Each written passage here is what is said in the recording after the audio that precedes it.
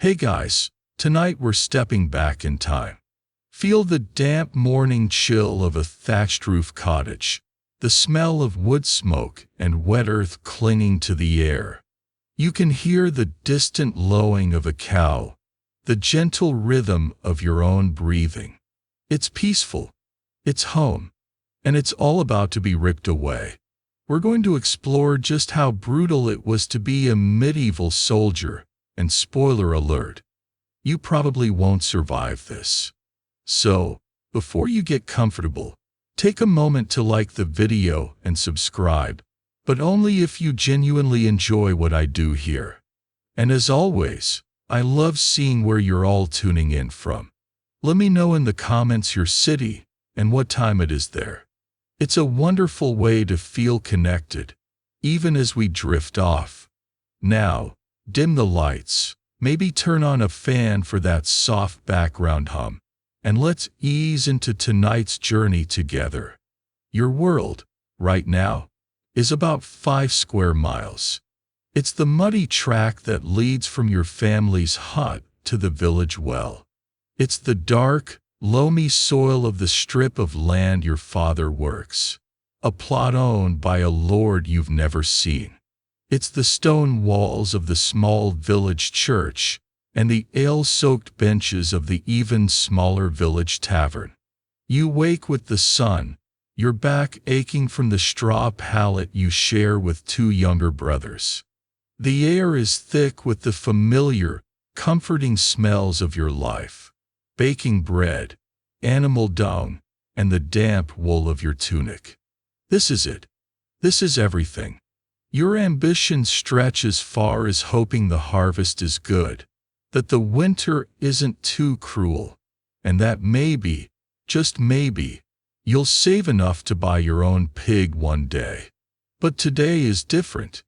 There's a tension in the air that has nothing to do with the weather. It started as a rumor, a whisper carried by a traveling tinker a week ago. The king, a man whose face you only know from the faded image on a bent silver coin, is going to war. Again, the news meant little to you. Kings and lords always seem to be fighting someone, somewhere. It was like the changing of the seasons, a distant and unalterable fact of life. It had never touched you directly. Until now. You're out in the field, pulling weeds, your hands caked in dirt, when you hear it. Not a trumpet blast of glory, but the tired plodding of hooves and the jingle of worn metal. A knight, his armor functional and dented rather than shining, rides into your village. He's flanked by 2 men at arms, their faces hard and unimpressed. They don't look like heroes from the songs. They look like they missed breakfast and are blaming you for it. The village reeve, a man you've known your whole life, is with them, his face pale and strained. He's avoiding everyone's eyes. This isn't a recruitment drive, it's a harvest of men. The knight holds a rolled parchment, a document known as a commission of array. This is the grim, bureaucratic reality of feudal warfare. The king has commanded a powerful baron to raise an army, and that baron has in turn commanded his lesser knights to go out and collect the required bodies. You are a resource, like timber or grain, to be levied. The knight isn't here to inspire you with tales of chivalry. He has a quota. The reeve stops near your family's plot. He mumbles your name. The knight's gaze sweeps over you, a quick, dismissive appraisal. You are young. You are breathing. You have all your limbs. Congratulations, you've just passed the medieval military physical. He doesn't ask about your skills, your family, or your dreams of porcine ownership. He just grunts and makes a mark on a wax tablet. You have been chosen. Or, more accurately, you have been taken. Your father argues, his voice pleading. He explains that you are his eldest, that he needs you for the harvest, that the family cannot survive without you. The knight listens with the sort of detached patience one might afford a buzzing fly. He's heard it all before, in every village, from every father. He explains the law, not that you understand it. He talks of feudal obligation, of duty to the lord of the manor. It's all just noise. The only thing you understand is the cold finality in his eyes. There's no time for a long goodbye. Your mother shoves a small, lumpy sack into your hands. Inside, there's a chunk of hard bread, a small wedge of even harder cheese, and a single, pathetic-looking onion. She presses something into your palm and closes your fingers around it. It's a small, smooth stone from the riverbed, one you used to play with as a child. A lucky charm. It feels impossibly small and useless against the sudden, crushing weight of your future. Your brothers just stare, their faces a mixture of fear and a strange, childish envy that you are going on a great adventure.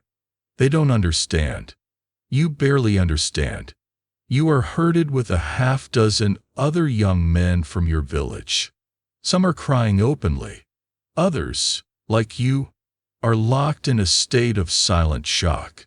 You are now part of the 100, the local administrative unit from which a certain number of men are drawn.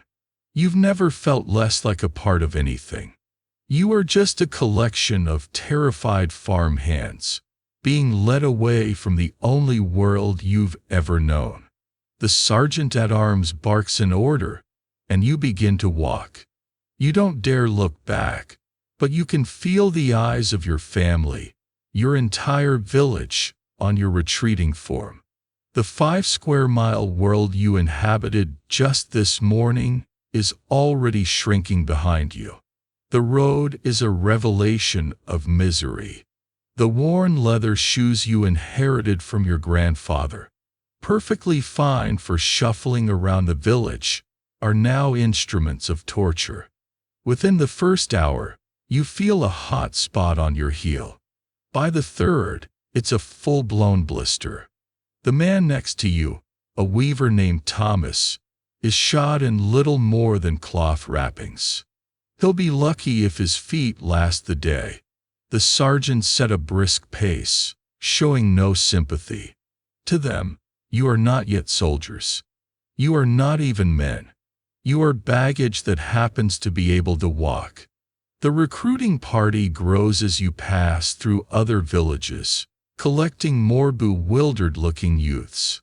The group swells into a long, shambling column of misery.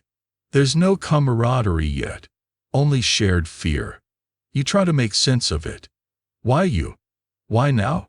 The historians still argue whether the primary motivation for the common man to join an army was feudal duty, the desperate hope of plunder, or simply the lack of any other choice when faced with a lord's command. For you, in this moment, the answer is simple. You're here because a man on a horse pointed at you, and no one was strong enough to tell him no. As dusk begins to settle, the night calls a halt. You don't make a proper camp. You simply collapse by the side of the road. There are no tents, no fires. You gnaw on your hard bread, the taste of dust and despair mingling in your mouth. The onion makes your eyes water, or maybe it's something else. The sergeants sit apart, sharing a skin of wine and laughing at some private joke. They are the captors, you are the captives. The lucky stone in your pocket feels cold and heavy. You look up at the sky, at the same stars you would see from your own yard. But they look different now. Colder, more distant. You are less than a day from home, but you feel as if you are on another planet. The gentle rhythm of your old life is gone, replaced by the aching of your feet, the gnawing in your stomach, and the terrifying, silent question that echoes in the mind of every man around. The pain in your feet has become a dull, constant companion. The blisters have long since broken, and now it feels like you're walking on hot coals with every step. You and the other new levies are marched into the bailey of a small castle, a muddy, chaotic space teeming with men, horses, and the overwhelming smell of unwashed humanity. This is the collection point, the regional hub for this human harvest. Here, you will cease to be a collection of farmers and weavers.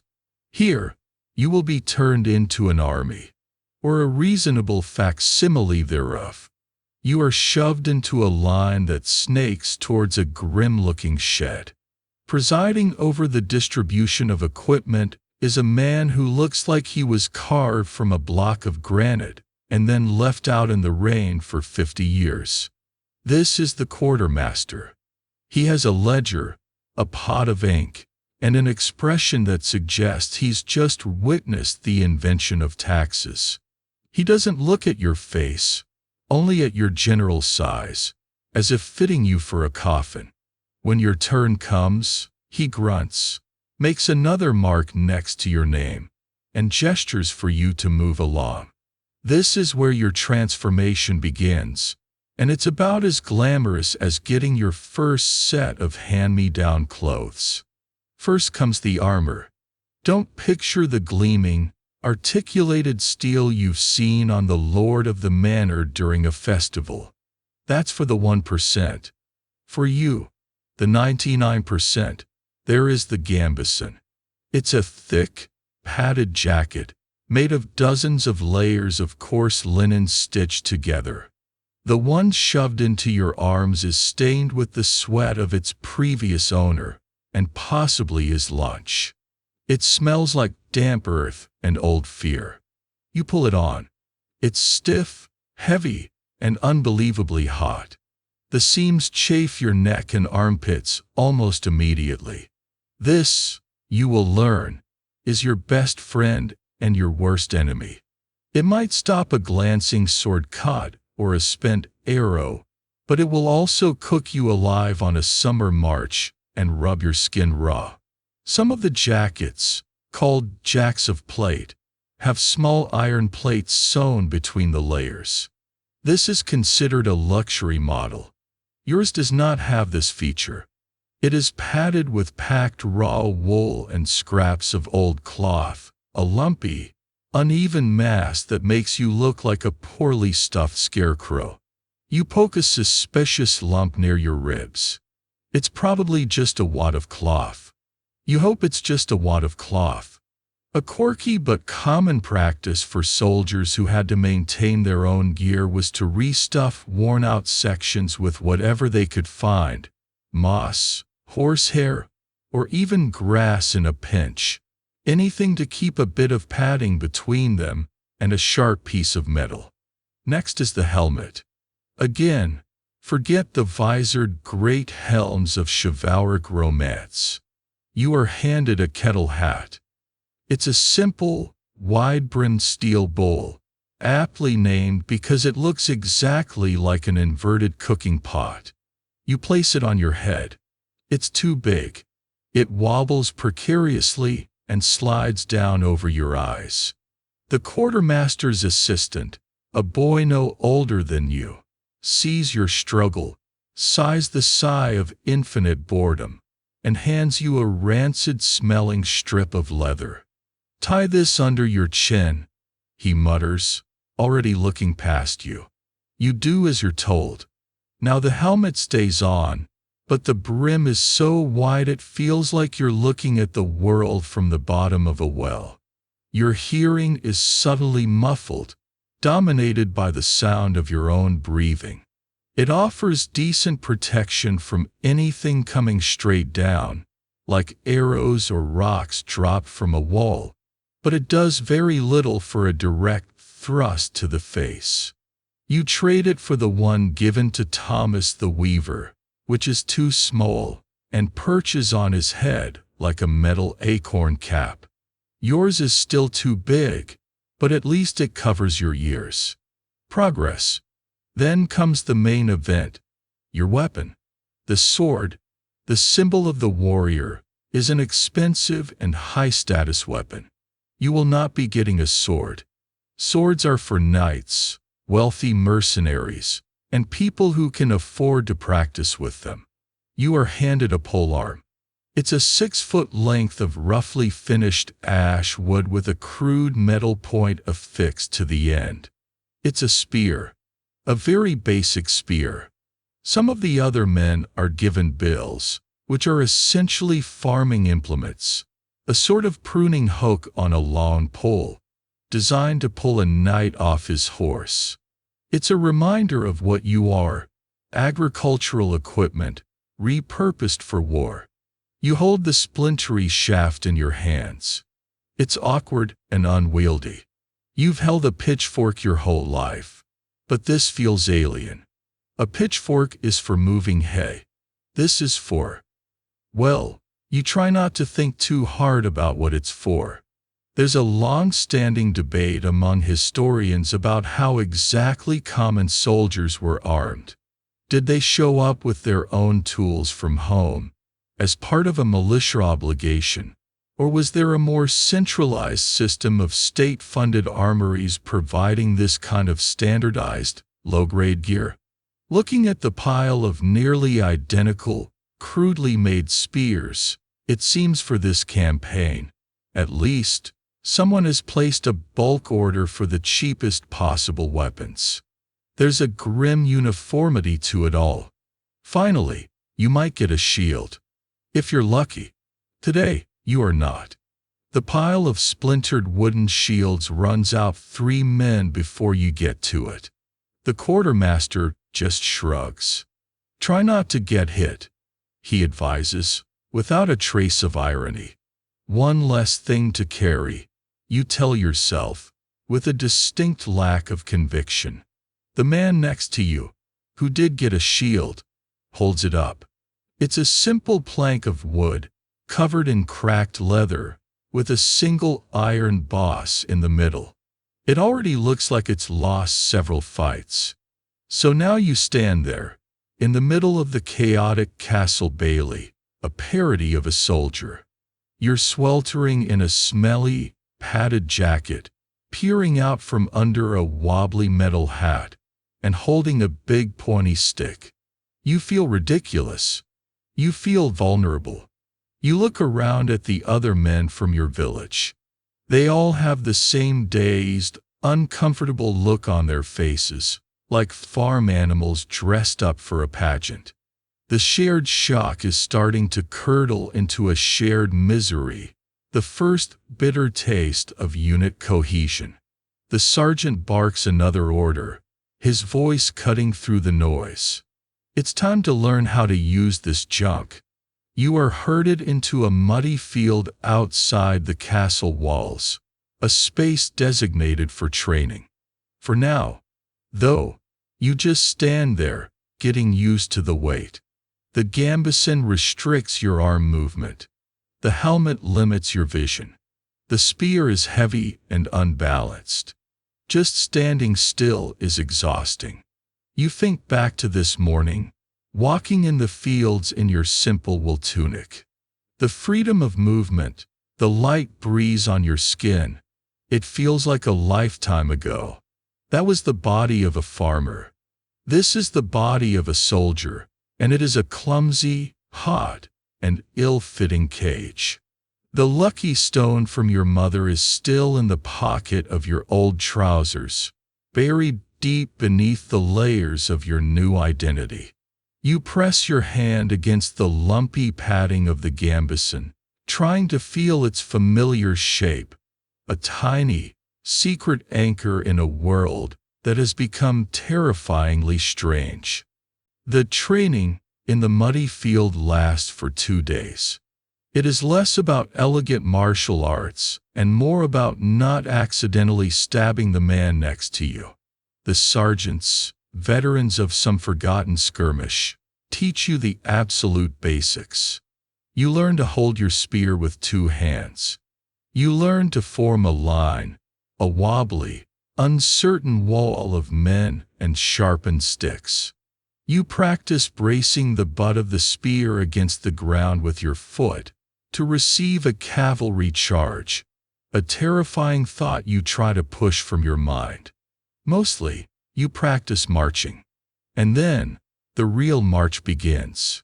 Not the short, bewildering walk from your village, but the true, soul-crushing journey of a medieval army on the move. The entire levy, now thousands strong, is assembled. It's an awesome and terrifying sight. A river of humanity, a slow-moving centipede of men, wagons, and horses, snakes its way out of the castle gates and onto the King's Road. You are a single drop of water in this river, swept along by a current you cannot resist. The first day is a novelty. You're surrounded by more people than you've ever seen in your life. There are archers with their longbows slung over their shoulders, bragging about their marksmanship. There are grizzled men-at-arms who ride alongside the column, their professional indifference a stark contrast to your own wide-eyed fear. There are wagons pulled by straining oxen, carrying supplies, tents for the knights, and the army's treasury chest. You even catch a glimpse of the great lord himself, a flash of colored silk and polished steel, surrounded by his household retinue. He seems a creature from another world. By the third day, the novelty has worn off, replaced by a monotonous, grinding misery. The rhythm of your life is now dictated by the steady, unrelenting tramp of thousands of feet. Trudge, trudge, trudge. The sun beats down, and your gambeson becomes a personal sauna. Sweat pours down your face, stinging your eyes, and drips from the end of your nose. The dust kicked up by the column coats everything. It gets in your mouth, your eyes, your lungs. It turns the sweat on your skin into a gritty paste. You try to drink from the water skin you were issued, but the water is already warm and tastes of stale leather. You learn to ration it, to take small sips, to make it last until the next stream or well. The road itself is a cruel joke. The concept of a king's highway suggests something grand and paved. The reality is a wide, rutted dirt track, churned into a quagmire by the passage of the army ahead of you. Sometimes it's a knee-deep bog of mud that sucks at your shoes, threatening to pull them off with every step. Other times, it's a rocky path strewn with sharp stones that bruise your feet through the thin soles of your worn-out leather. You quickly learn to envy the knights on their horses, not just for their status or their shining armor, but for the simple fact that they don't have to walk. The sheer logistics of moving an army this size are staggering and often failing. Armies of the period didn't march in neat, Hollywood-style columns. It was more of a sprawling, chaotic mass. The famous military treatise De Re Militari by Vegetius, a late Roman writer whose work was a medieval bestseller, stressed the importance of orderly marches and fortified camps. While every commander had likely heard of these ideals, the reality on the ground was far messier. The column can stretch for miles, and the pace is dictated by the slowest baggage wagon. This means long periods of standing around, followed by frantic bursts of near jogging to catch up. It's impossible to find a comfortable rhythm. At the end of each day, you are utterly spent. Your muscles scream in protest.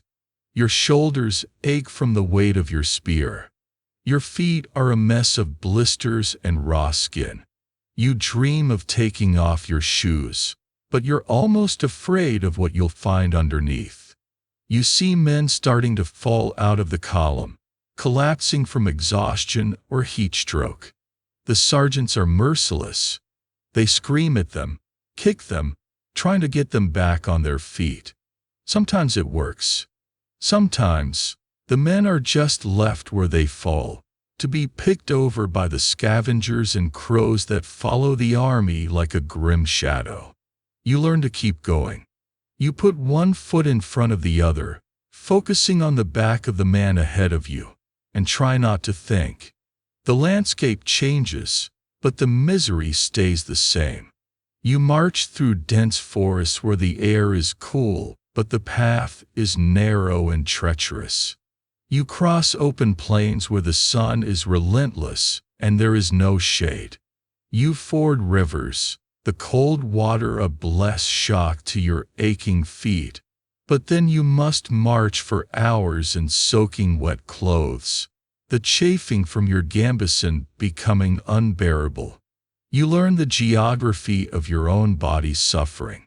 The sharp pain in your left ankle, the dull ache in your lower back, the raw patch of skin under your right arm. You are no longer an individual. You are part of a massive, stinking, sweating machine. The column has its own sounds. The rhythmic tramp of feet, the creak of wagon wheels, the jingle of harness, the low murmur of thousands of tired voices, the occasional shouted curse or barked order. It has its own smell, a potent combination of sweat, unwashed bodies, horse manure, and the faint, unsettling scent of sickness.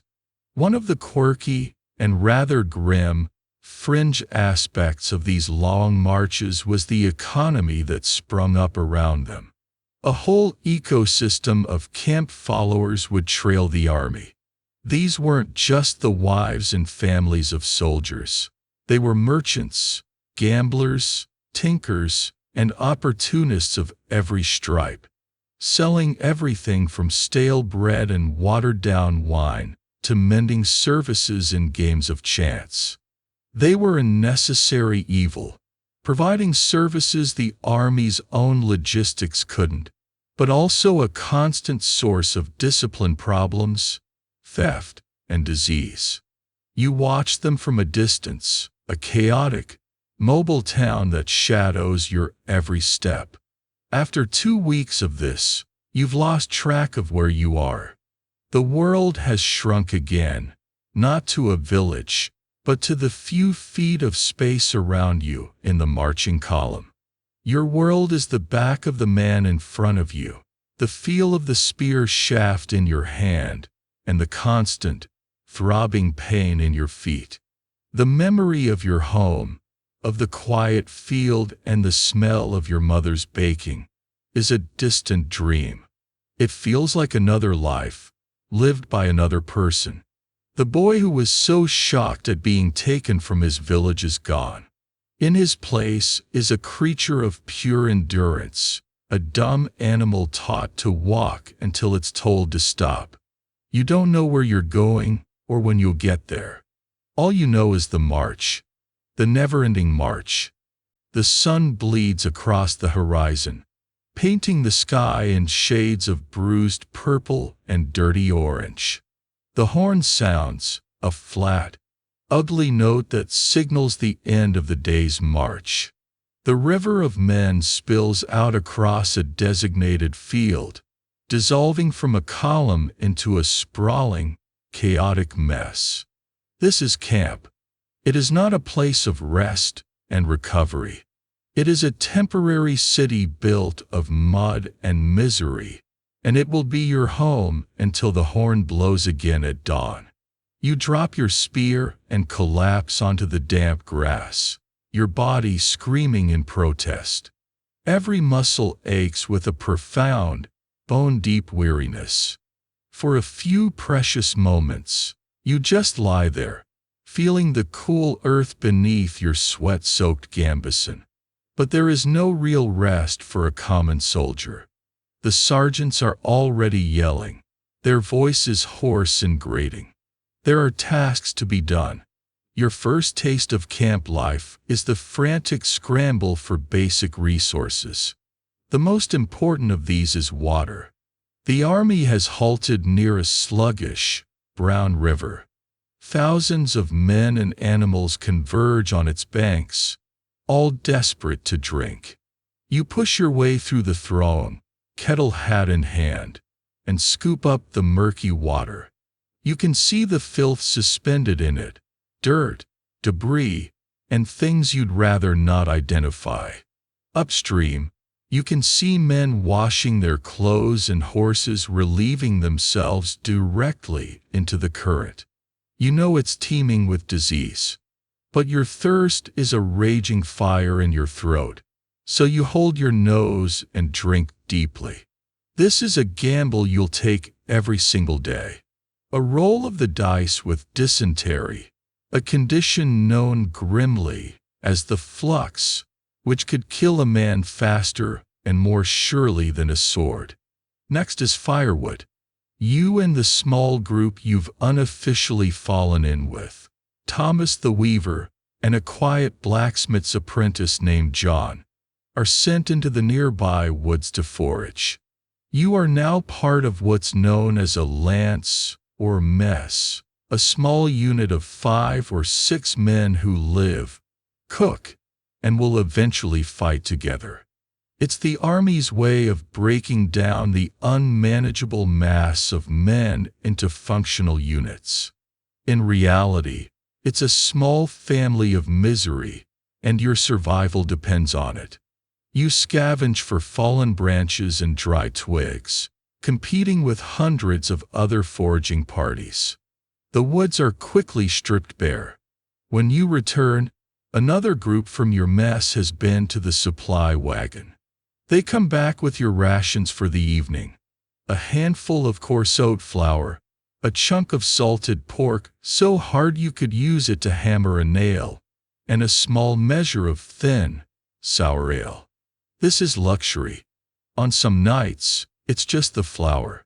You huddle around a small, smoky fire, your faces illuminated by the flickering flames. You mix the oat flour with water from the filthy river in your kettle hat and heat it over the fire, creating a lumpy, tasteless porridge. You gnaw on the salt pork, your teeth aching with the effort. It's less a meal and more a grim ritual of staving off starvation for another day. Once the basic chores of survival are done, the true nature of camp life reveals itself. It is an endless expanse of filth and boredom. The ground quickly becomes a churned-up morass of mud and dung. There are no latrines, or if there are, they are just designated trenches that overflow within hours. The entire camp smells like a sewer. You find a patch of relatively dry ground, huddle together with your messmates for warmth, and try to sleep. There are no tents for men like you. You sleep in the open, under the stars, using your pack as a pillow. If it rains, you sleep in the mud, your wool tunic and gambeson becoming a cold, sodden weight. You learn that sleep is a precious and fleeting commodity. The camp is never quiet. There's the constant murmur of thousands of conversations, the whinnying of horses, the clang of a blacksmith's hammer making repairs, the shouts of gamblers, and the groans of the sick and wounded. The air is filled with a nervous energy that never quite dissipates. To combat the crushing boredom, men turn to dice. After your meager meal, you see small groups huddled together, their faces lit by a single candle, gambling away what little they have. They play with crudely carved dice made of bone or wood. They're not betting coins, no one has any of those. They're betting their next day's rations, a patch for their worn-out shoes, or promises of future loot. You watch a game for a while. A man loses his ration of bread, and his face crumples in despair. Another man wins and celebrates with a quiet, desperate ferocity. It's a dangerous game. Fights break out constantly over accusations of cheating, often ending with a quick, brutal beating administered by a sergeant. You decide to stay away from the dice. Your luck feels thin enough as it is. The discipline in camp is swift and brutal. One evening, you see a man being flogged. He was caught stealing food from a supply wagon. He's tied to a wagon wheel, his back bared. The sergeant wields a leather whip, and with each crack, the man screams. The sound is horrifying. You are all made to watch. It's a lesson. The army cannot function if its own men steal from its supplies. Order is maintained through fear. Historians still argue whether the extreme harshness of medieval military discipline was a calculated tool for maintaining order in a chaotic environment, or simply a reflection of the general brutality of the age. As you watch the flogging, the distinction seems academic. It is terrifying, and it is effective. You wouldn't dream of stealing so much as a single grain of wheat after that. Amidst the squalor, you find small moments of humanity. You and your messmates start to talk. You share stories of home, not as a fond reminiscence, but as a way to remember who you were. Thomas the weaver describes the intricate patterns he could create on his loom. John the blacksmith's apprentice explains how to temper steel. You talk about your father's field and your ambition to own a pig. These conversations are a lifeline, a way to hold on to your identity in a world that is trying to strip it all away. A quirky detail of camp life was the importance of mending. With no replacements available, keeping your gear functional was a matter of life and death. You spend an hour carefully restitching a seam on your gambeson that has come undone, using a bone needle and a piece of thread you traded for a mouthful of your porridge. You see other men sharpening their spear points on flat stones, patching their shoes with scraps of leather, or trying to hammer the dents out of their kettle hats. This is the unglamorous reality of a soldier's life. Endless, tedious maintenance. As you finally lie down to sleep, the sounds of the camp washing over you, you feel a strange sense of belonging. You are no longer just a terrified farmhand. You are part of this mess, this small band of brothers. You are learning the rhythms of this new life. The march, the scramble for food, the smoky fire, the shared stories.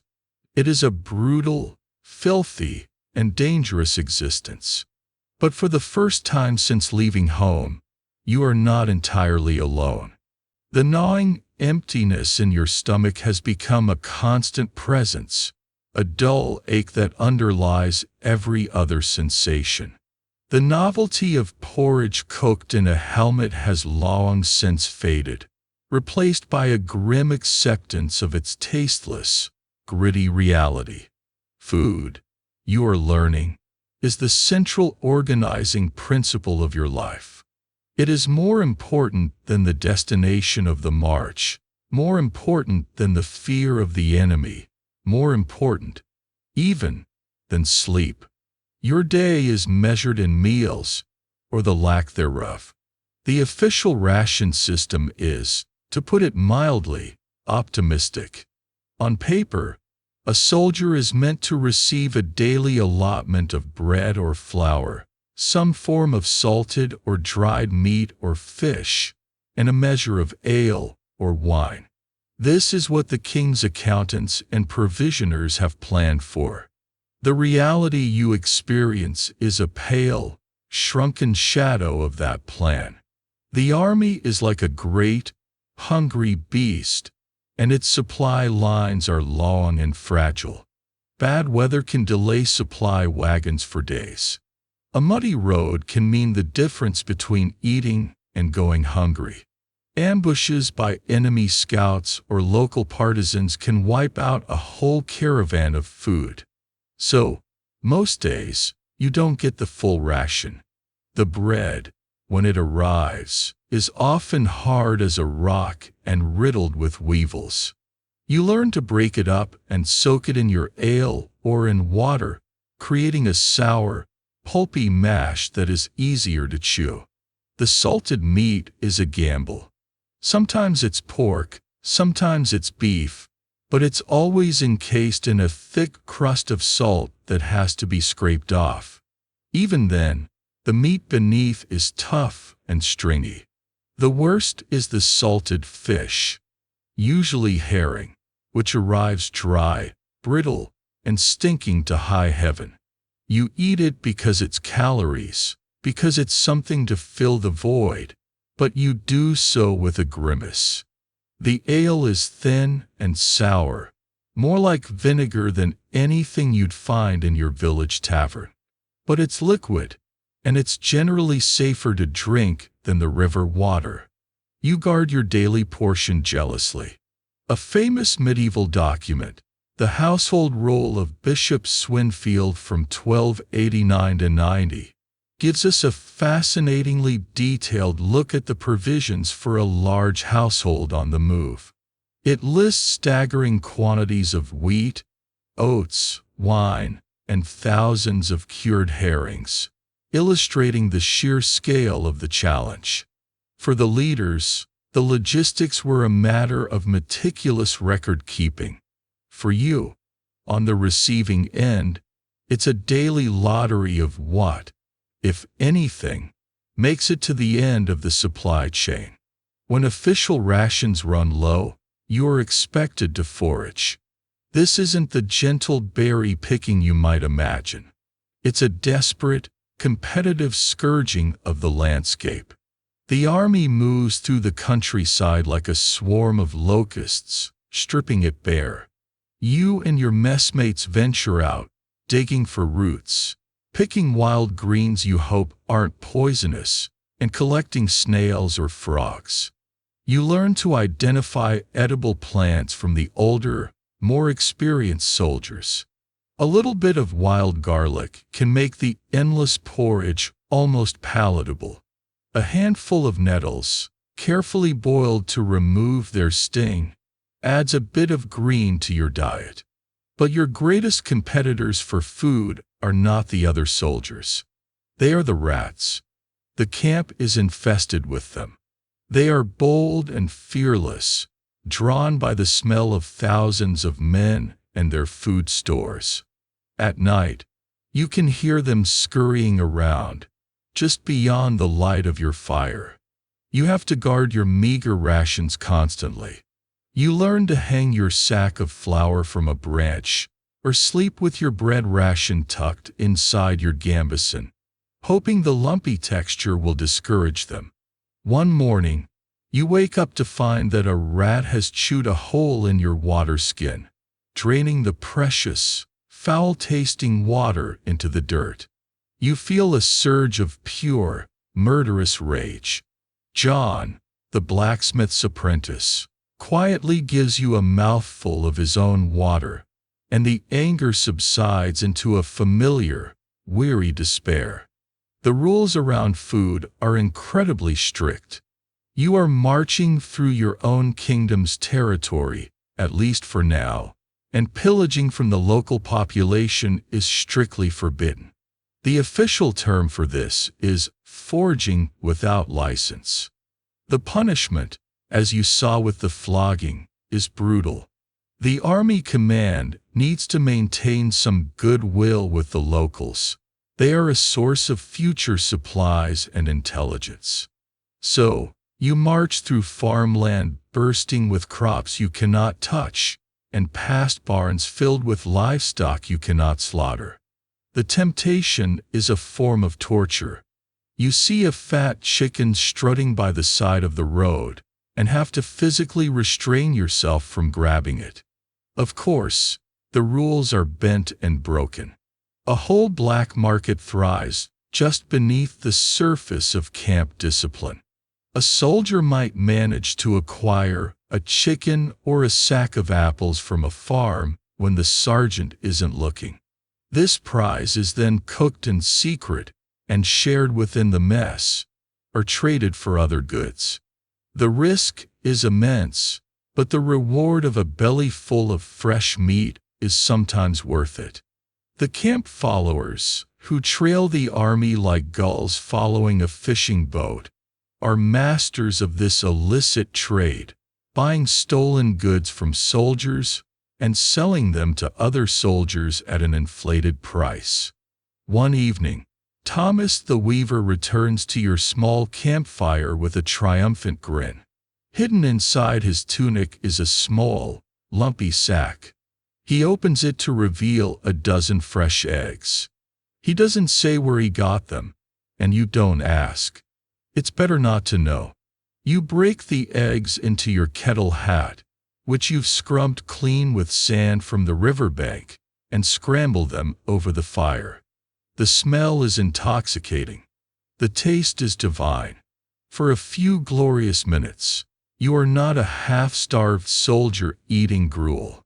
You are a king feasting in his hall.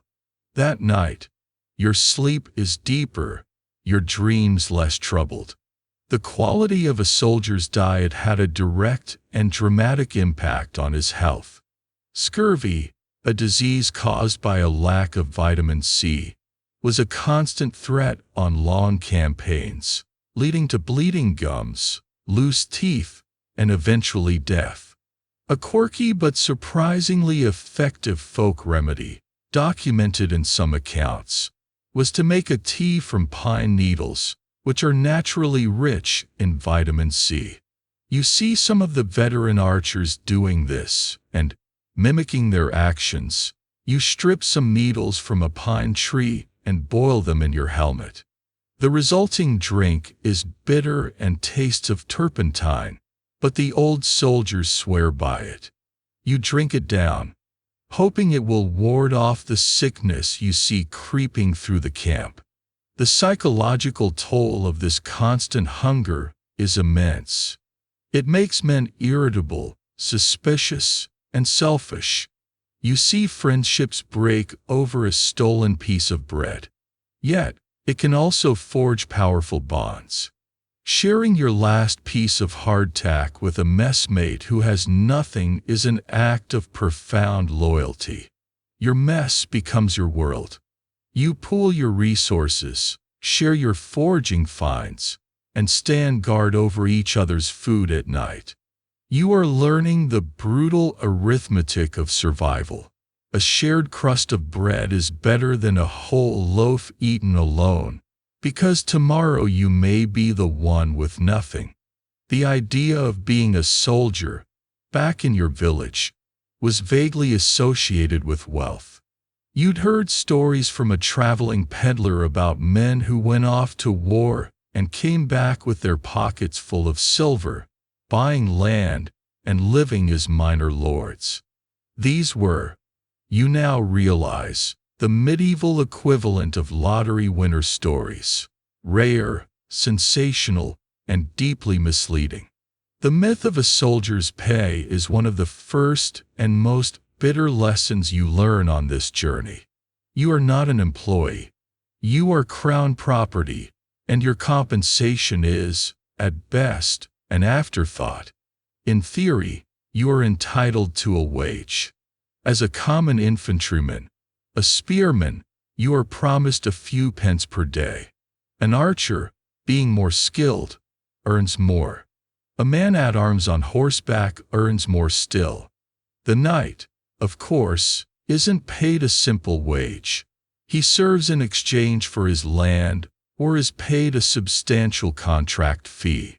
This pay structure is all neatly laid out in the official documents of the campaign, like the indentures that nobles signed with the king, specifying how many men of each type they would provide and for what cost.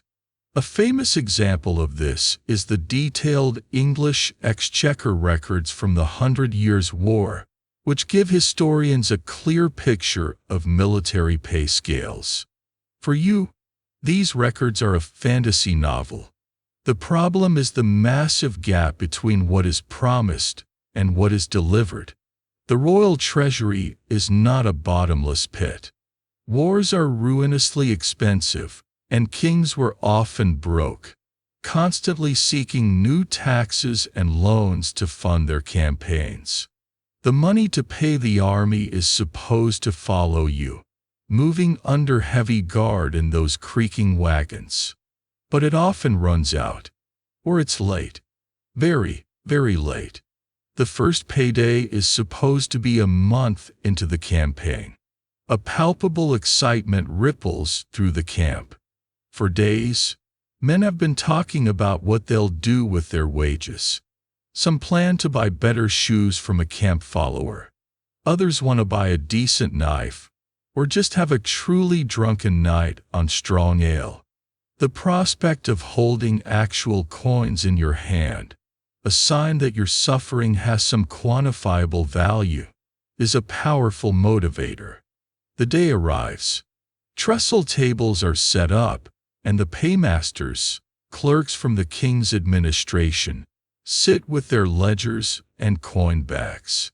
The army lines up, company by company. The process is slow, agonizingly so. When your lance is finally called forward, the sergeant reads your name from a roll. You step up to the table, your heart pounding with anticipation. The clerk, a man with ink-stained fingers and a perpetually bored expression, looks at his ledger. He makes a calculation, his lips moving silently. Then he looks at you.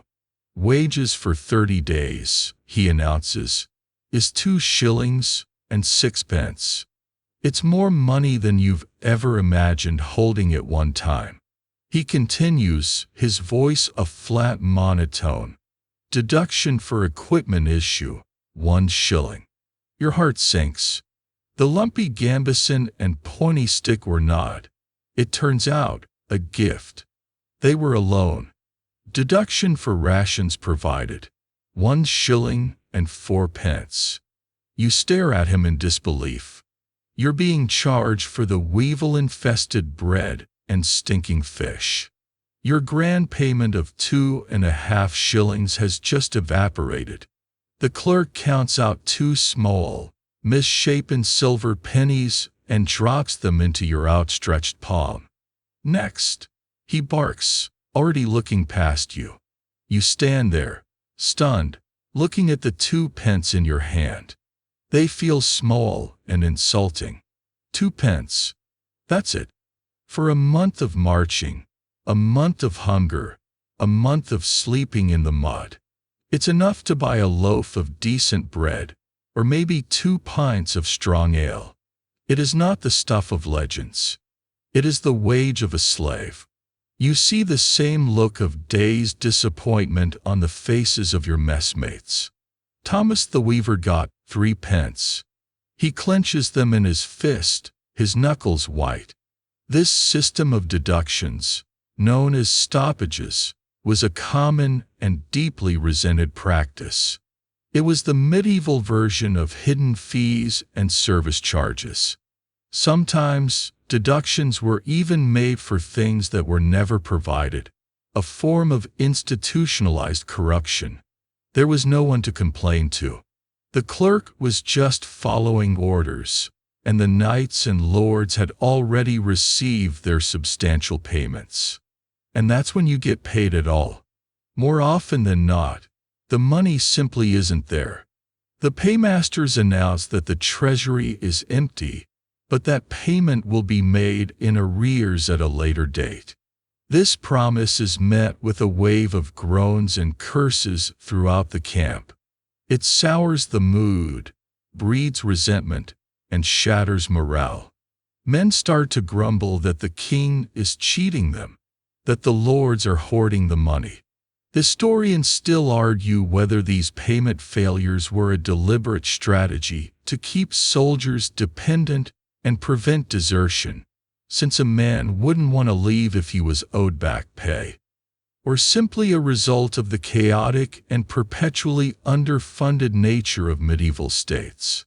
Standing in line for a payment that never comes, you suspect it's a bit of both. Without pay, the fragile camp economy collapses. The camp followers who sell goods for coin find no customers. The black market for stolen goods becomes more vicious. The only currency that matters is food and functional gear. So, if wages aren't forthcoming, what is the incentive to keep fighting? The answer is the second, more dangerous form of payment: loot. From the moment the campaign began, the sergeants and veteran soldiers have been talking about it. Once you cross into enemy territory, the rules change. The prohibition on pillaging is lifted. Everything and everyone in a captured town or castle is considered a legitimate prize. This is the great gamble, the jackpot that every common soldier dreams of hitting. The promise of plunder is a powerful tool of command. A lord might address his troops before a battle, not with a speech about patriotism, but with a simple, brutal promise: the town is yours. You hear the veterans swapping stories. Tales of sacks of silver, of fine clothes, of jewels torn from the necks of terrified nobles. These stories spread through the camp like wildfire, a fevered dream of sudden, violent wealth. This is what keeps men marching when their pay has vanished and their rations are gone. It's the hope that on the other side of that wall, or over that hill, lies a fortune that will change your life. A quirky but telling detail is the complex system that often governed the division of loot. It wasn't always a free-for-all. Under what was known as the law of arms, plunder was often supposed to be collected and then divided according to a set formula. The king would get a third, the commander who led the assault would get a third, and the final third would be split among the men who did the fighting. High-value items, like precious metals or important prisoners who could be ransomed, were almost always reserved for the commanders. You might get to keep a cooking pot or a woolen blanket, but the real treasure went up the chain of command. So you are trapped in a cruel economic system. Your official wages are a pittance, if they come at all. Your real motivation is the chance to engage in officially sanctioned robbery. This transforms your psychology. You are not just a defender of the realm. You are a potential predator, waiting for the moment when you will be unleashed. It adds a dark, hungry edge. The monotonous rhythm of the march is broken by days spent in designated training fields. These are not pleasant interludes. They are an escalation of misery, a systematic effort to sand down your civilian softness and reshape you into a cog in the great military machine. The process is fueled by endless repetition, exhaustion, and fear. Discipline, you learn, is not about inspiring you to be brave. It's about making you more afraid of your own sergeants than you are of the enemy. Your day begins before dawn with the same hateful blast of a horn that ends the march. You and your mess are rousted from your damp patch of ground, aching and stiff. You have a few minutes to chew on a piece of hardtack or swallow some cold porridge before the work begins. The sergeants, who seem to thrive on a diet of anger and sleep deprivation, herd you into formation on a wide, flat field. The first lesson, repeated every single day, is the formation. Get in line. Close ranks. The sergeant screams, his voice already raw. You are part of a block of spearmen, a human pincushion designed to present a solid wall of points to the enemy. You learn to stand shoulder to shoulder with Thomas on your right and John on your left, your spears held upright. The space is tight, claustrophobic. You can smell what Thomas had for breakfast or didn't have. You learn to move as one entity. Forward march. You take a step. Halt. You stop. The man behind you treads on your heel. The man in front of you stops too suddenly, and the iron boss of his shield, if he has one, jams into your back. The sergeants walk the lines, using the flat of their swords to smack anyone out of position. The blows are hard and humiliating.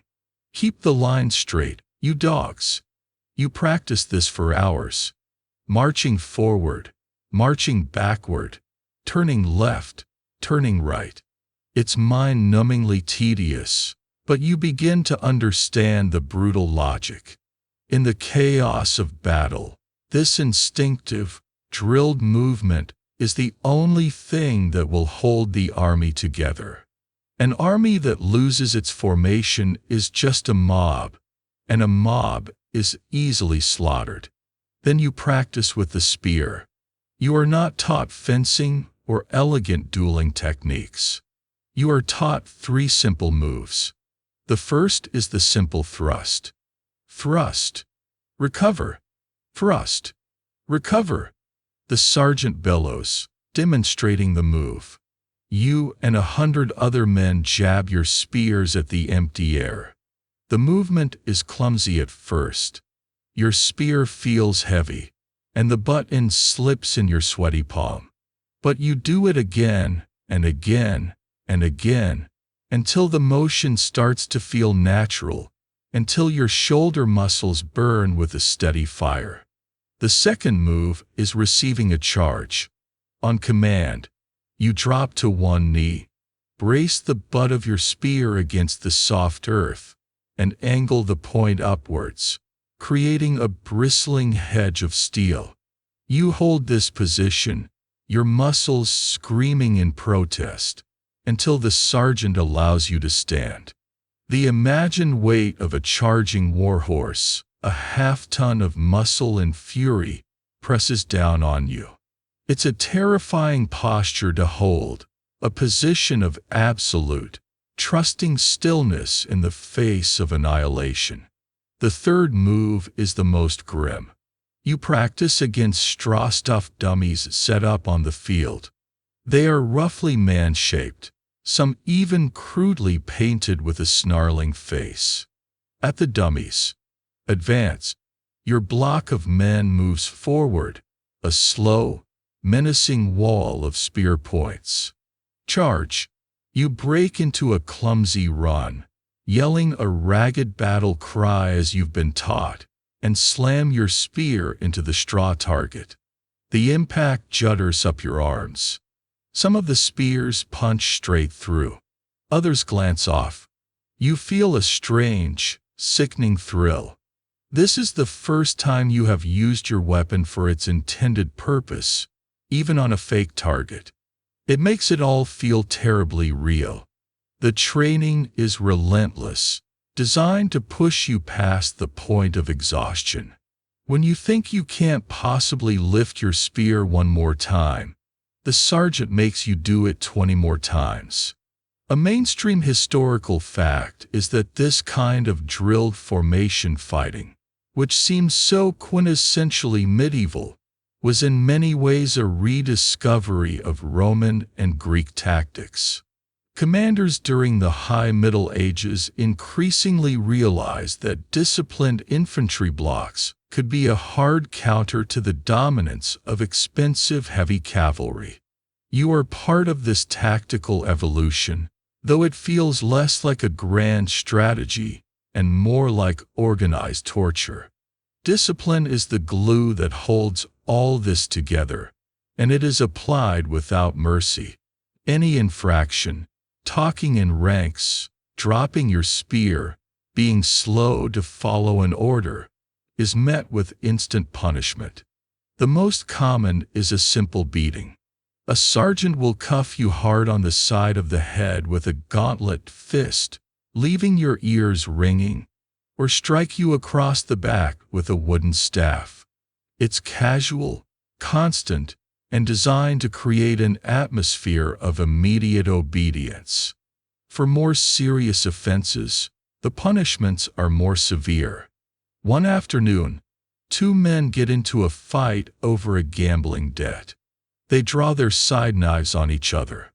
They are separated before any real harm is done, but the breach of discipline is absolute. Fighting within the ranks is a cancer that can destroy an army. The Lord's Provost Marshal, the Army's Chief of Police, presides over their trial. It lasts about 5 minutes. They are found guilty. Their punishment is a duel, but not a chivalrous one. They are given wooden clubs and a small buckler shield, and told to fight until one of them can no longer stand. The entire army is made to watch. The fight is ugly, clumsy, and brutal. The men are not skilled fighters. They flail at each other, fueled by fear and shame. It ends when one man, his arm clearly broken, collapses into the mud, sobbing. The victor is no better off, bruised and bleeding. It's a stomach-turning spectacle and a powerful deterrent. A quirky and less common, but documented, form of punishment for certain offenses was public humiliation. A soldier caught telling lies or spreading rumors might be forced to stand for a day with his tongue in a cleft stick, a painful and deeply shameful experience. Or a petty thief might have the stolen item, a loaf of bread or a chicken, hung around his neck while he was paraded through the camp. These punishments were designed not just to hurt the body, but to destroy a man standing among his peers. Historians still argue whether the primary purpose of these brutal drills and punishments was to create an effective fighting force or simply to control a large population of armed, dangerous men who might otherwise turn on their commanders. As you stand in formation, your body aching, sweat and dust caking your face, you feel that it's both. You are being forged into a weapon, but you are also being caged. Your individuality is being erased, replaced by the collective identity of the block. You are no longer a farmer from a small village. You are spearman number 37 in the second rank. Your thoughts are not your own. They are the shouted commands of the sergeant. Your movements are not your own. They are the drilled, repetitive motions of the formation. It is a brutal, dehumanizing process, but you can feel it working. The fear of the sergeants is starting to build a wall. The sergeant finally dismisses you, his voice a ragged bark of begrudging approval. The block of men dissolves, the rigid lines fracturing as soldiers stumble away, groaning and stretching. But the release is incomplete, a frustrating illusion. The training is over, but the prison remains. You are still encased in your equipment, and the weight of your new world settles onto your shoulders with a familiar, oppressive force. You trudge back to your small patch of the camp, the 60 or so pounds of your combined gear feeling more like 100. Let's break it down. The gambeson, your smelly, padded tunic, is the foundation of your misery. When dry, it weighs around 15 to 20 pounds. But it is never, ever dry. It's soaked with your sweat from the march and the drills. If it rained the night before, it's waterlogged and easily weighs twice that. It clings to you, a damp, heavy shroud that has rubbed raw patches of skin on your neck, under your arms, and across your lower back. The constant friction is a maddening, low-grade torture. You have a persistent rash on your chest that you try not to scratch, knowing it will only make it worse. The smell is a character in its own right. It's a complex bouquet of old sweat, damp wool, mildew, and the faint, unsettling aroma of fear. It's the first thing you notice when you wake up and the last thing you smell before you fall into an exhausted sleep. You've tried to air it out, leaving it spread on a bush while you sleep, but the damp night air just seems to make it worse. Some of the older soldiers have a trick for this. You see one of them, a grizzled veteran with a face like a road map of forgotten battles, stuffing handfuls of wild mint and tansy into the lining of his jack. It's a quirky but practical attempt at medieval air freshener, a way to combat the stink and, some say, to ward off the lice and fleas that find the warm, damp padding to be a perfect home. You make a mental note to try it, if you can ever find any mint that hasn't already been picked. Then there is the kettle hat. During the drills, its flaws become painfully obvious. The wide brim that is supposed to protect you from arrows also drastically cuts your peripheral vision. Your world becomes a narrow circle of churned mud and the heels of the man in front of you. You have to turn your whole head to see who is speaking to you. The sound is even worse. It's like wearing a metal bucket. The roar of the sergeant is a muffled, echoing boom.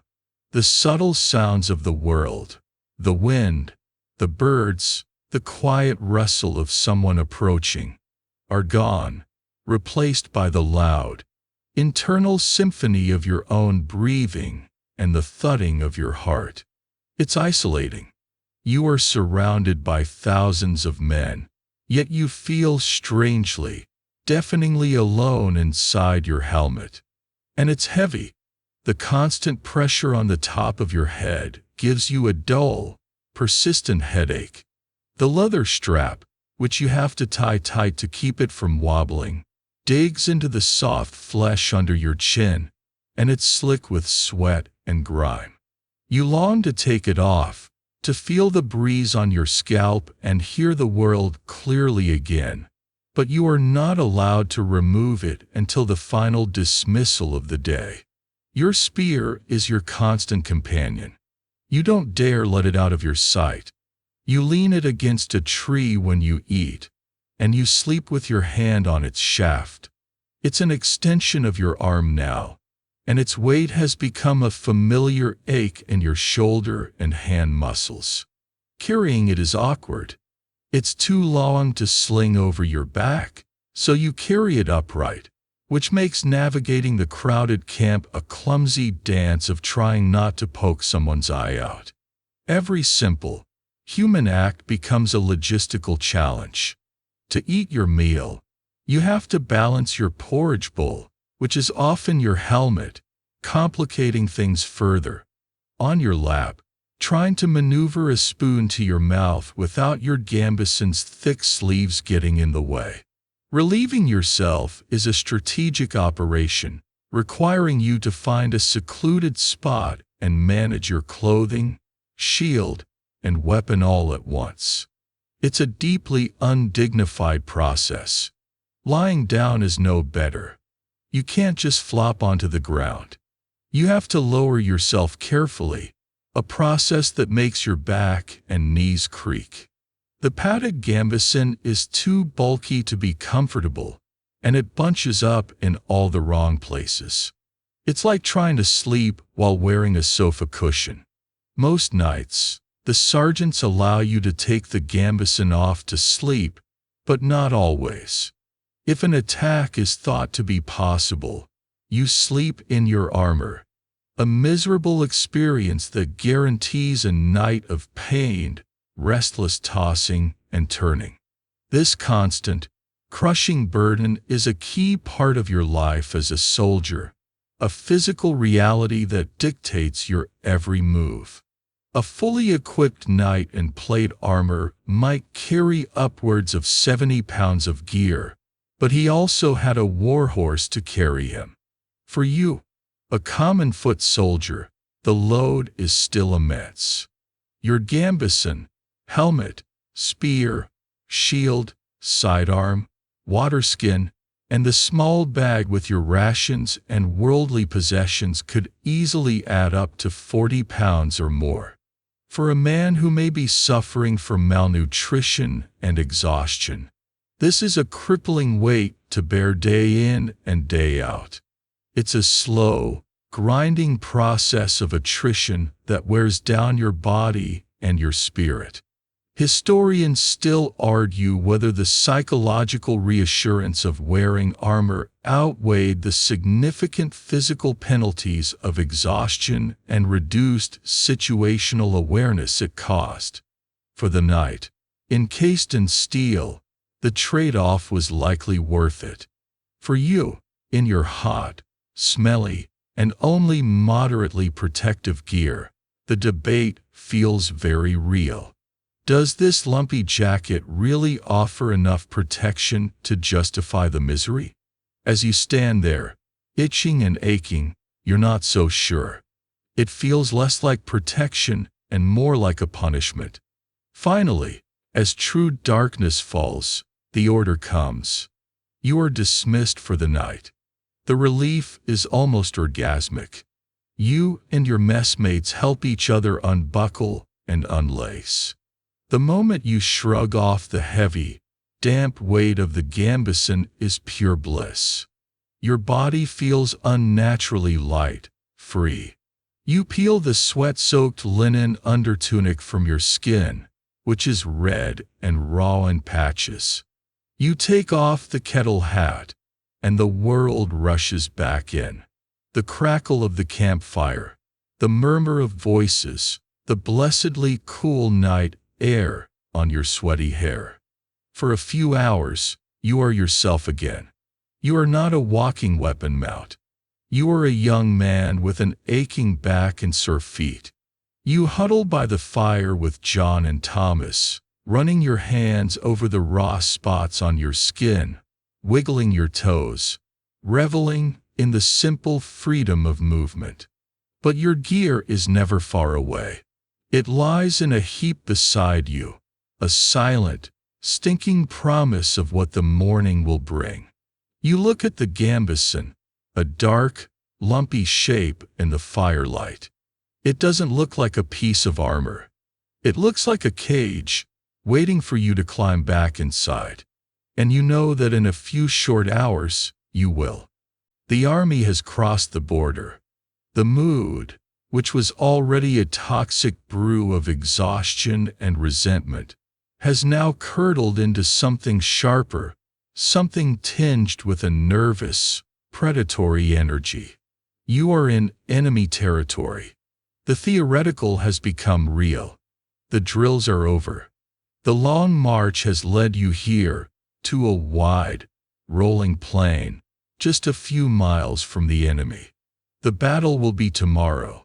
The night before a battle is a unique form of psychological torment. It is not the sudden, sharp terror of an ambush. It is a slow-burning dread, a quiet, creeping horror that seeps into your bones and poisons your thoughts. The entire camp is shrouded in a tense, unnatural silence.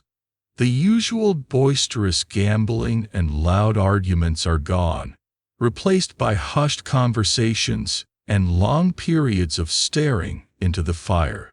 The sergeants don't need to shout to maintain order tonight. Fear is a far more effective disciplinarian. You and your mess sit huddled together, the small fire casting long, dancing shadows. No one is eating much. The usual chunk of hardtack sits untouched in your pouch. Your stomach is a tight knot of anxiety, and the thought of forcing down the tasteless food is nauseating. You try to talk, to maintain some semblance of normalcy, but the conversation is strained and full of long, awkward silences. Thomas the Weaver is meticulously cleaning his fingernails with the point of his knife, a look of intense, almost frantic concentration on his face. John the blacksmith's apprentice is sharpening his spear point on a whetstone. Over and over, the rhythmic shhhh, shhhh, shhhh of the stone on steel grating on your nerves. You are all performing these small rituals, these desperate acts of maintenance, not because your gear needs it, but because your minds do. It's something to focus on, a way to keep the overwhelming fear at bay. You check the stitching on your gambeson for the 10th time. You retie the leather strap on your kettle hat. You run your hand along the smooth, splintery shaft of your spear. It all feels flimsy, inadequate, like a child's toys arrayed against a coming storm. The sounds of the camp are different tonight. You can hear the low murmur of a priest chanting prayers in a nearby tent, the sound rising and falling in a somber cadence. Many of the men are seeking confession, trying to make their peace with God before the morning. The queue outside the priest's tent is long and silent. You think about going, about unburdening your soul, but you don't know what you would say. You feel numb, empty. Your fears are too big and too formless for words. This pre-battle anxiety was a well-understood phenomenon. Commanders knew that a terrified army was a brittle army. A famous historical fact is the speech Henry V supposedly gave before the Battle of Agincourt, as immortalized by Shakespeare. While the bard's words are a dramatic invention, the practice of commanders addressing their troops before a battle was very real. It was a crucial tool of leadership, meant to inspire courage, steel resolve, and remind the men what they were fighting for, be it God, the king, honor, or, most effectively, the promise of plunder. You see your lord, surrounded by his knights, riding slowly through the camp. He doesn't stop to give a grand speech to your lowly section, but his presence is a calculated display of confidence, a silent message that your leaders are not afraid. You are not convinced. As the night deepens, the fear begins to manifest in physical ways. Your hands tremble slightly. A cold sweat slicks your palms. Your heart beats a frantic, unsteady rhythm against your ribs. You have to visit the latrine trench every half hour. You see other men being physically ill, vomiting their fear into the bushes. This is the body's rebellion against the mind's command. It knows what's coming. It knows that tomorrow you will be ordered to walk into a storm of steel and pain, and every instinct is screaming at you to run. To combat the fear, some men turn to Dutch courage.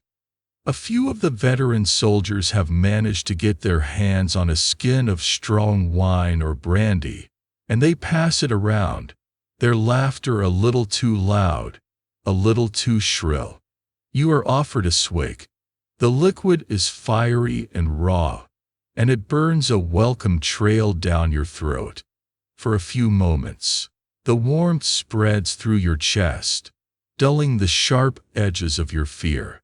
But you know it's a temporary fix, one that will leave you with a dull head and slower reflexes in the morning. You have just one sip and pass it on. A quirky but common practice on the eve of battle was the settling of debts and the making of wills. These were not formal, legal documents. They were simple, verbal agreements made among messmates. "John," you say, your voice quiet, "if I fall tomorrow, the 2 pence in my pouch, send them to my family, if you ever get the chance." It's a ridiculous, futile gesture. He would have no way of finding your family. But he nods solemnly. "And if I fall," he replies, "my whetstone is yours." It's a good one. Thomas joins in. pledging his spare pair of woolen socks to whoever survives. It's a grim, pathetic exchange of non-existent legacies, but it's also an acknowledgement of the ultimate reality.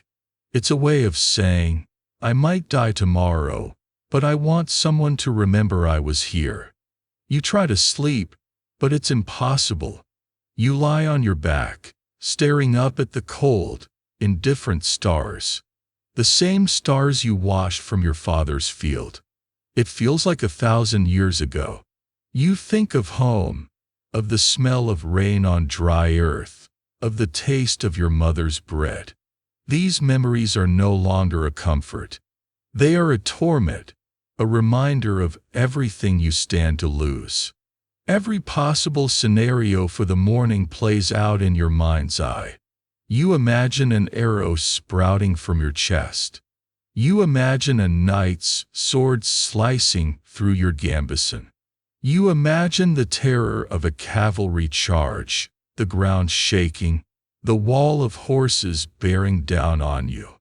The worst part is the waiting, the sheer, agonizing helplessness of it.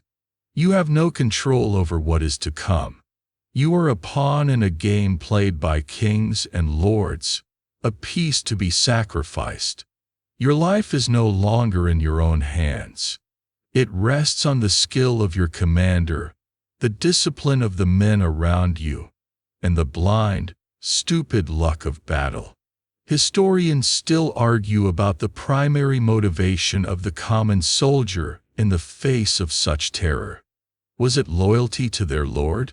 Religious fervor? The coercive power of military discipline? Or was it something more primal? The bond with the men standing next to them?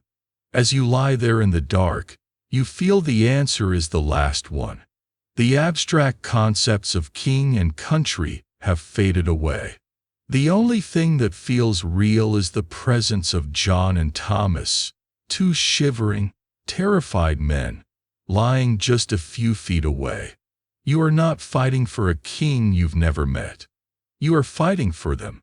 You will stand your ground because if you run, they will die. And if they run, you will die. It is a simple, terrifying contract of mutual survival. Just before dawn, a cold, gray light begins to stain the eastern sky. The horns sound, not the usual lazy call to wake, but a series of sharp, urgent blasts. This is it. The sun is a pale, watery disk behind a thin layer of morning mist. It offers no warmth. The field is eerily quiet. Your army is arrayed in 3 large battles, or divisions, vast blocks of men standing in silent, grim formation. You are in the main battle, a dense forest of spearmen packed shoulder to shoulder. In front of you are the archers, a loose screen of men casually hammering their longbow stakes into the soft turf. Behind you, you can hear the nervous stamping and snorting of the knight's war horses, their riders a distant constellation of polished steel and colorful banners. You can see the enemy. They are a dark line on the horizon, a mirror image of your own army, another mass of men who spent the night in fear and woke to this cold, dreadful morning. They are too far away to see individual faces. They are just a collective threat, a promise of violence. The space between the two armies is a beautiful, empty stretch of green grass, dew-dampened and serene. In a few hours, it will be a charnel house. The waiting is unbearable. It's a different kind of waiting than the long dread of the night. This is a sharp, high-strung tension, every muscle coiled, every nerve screaming. You grip your spear so tightly your knuckles are white. Your mouth is dry as dust. You try to swallow, but you can't. You focus on the back of the man in front of you, on the familiar sight of his worn leather gambeson and the dent in his kettle hat. You focus on the feel of John to your left, his shoulder pressed firmly against yours. This small point of contact is your only anchor in a sea of terror. Then, a ripple of motion in the enemy line. A command is given, carried by a horn blast that echoes faintly across the field. And then you see it. The archers on the enemy side begin to move. Not forward, but in a strange, orchestrated dance. They raise their bows. A roar goes up from your own side. Not a cheer, but a deep, guttural sound of pure animal instinct. The sergeants bellow. Shields up. Brace. If you had a shield, you would be raising it now, creating a roof of wood and leather. You don't.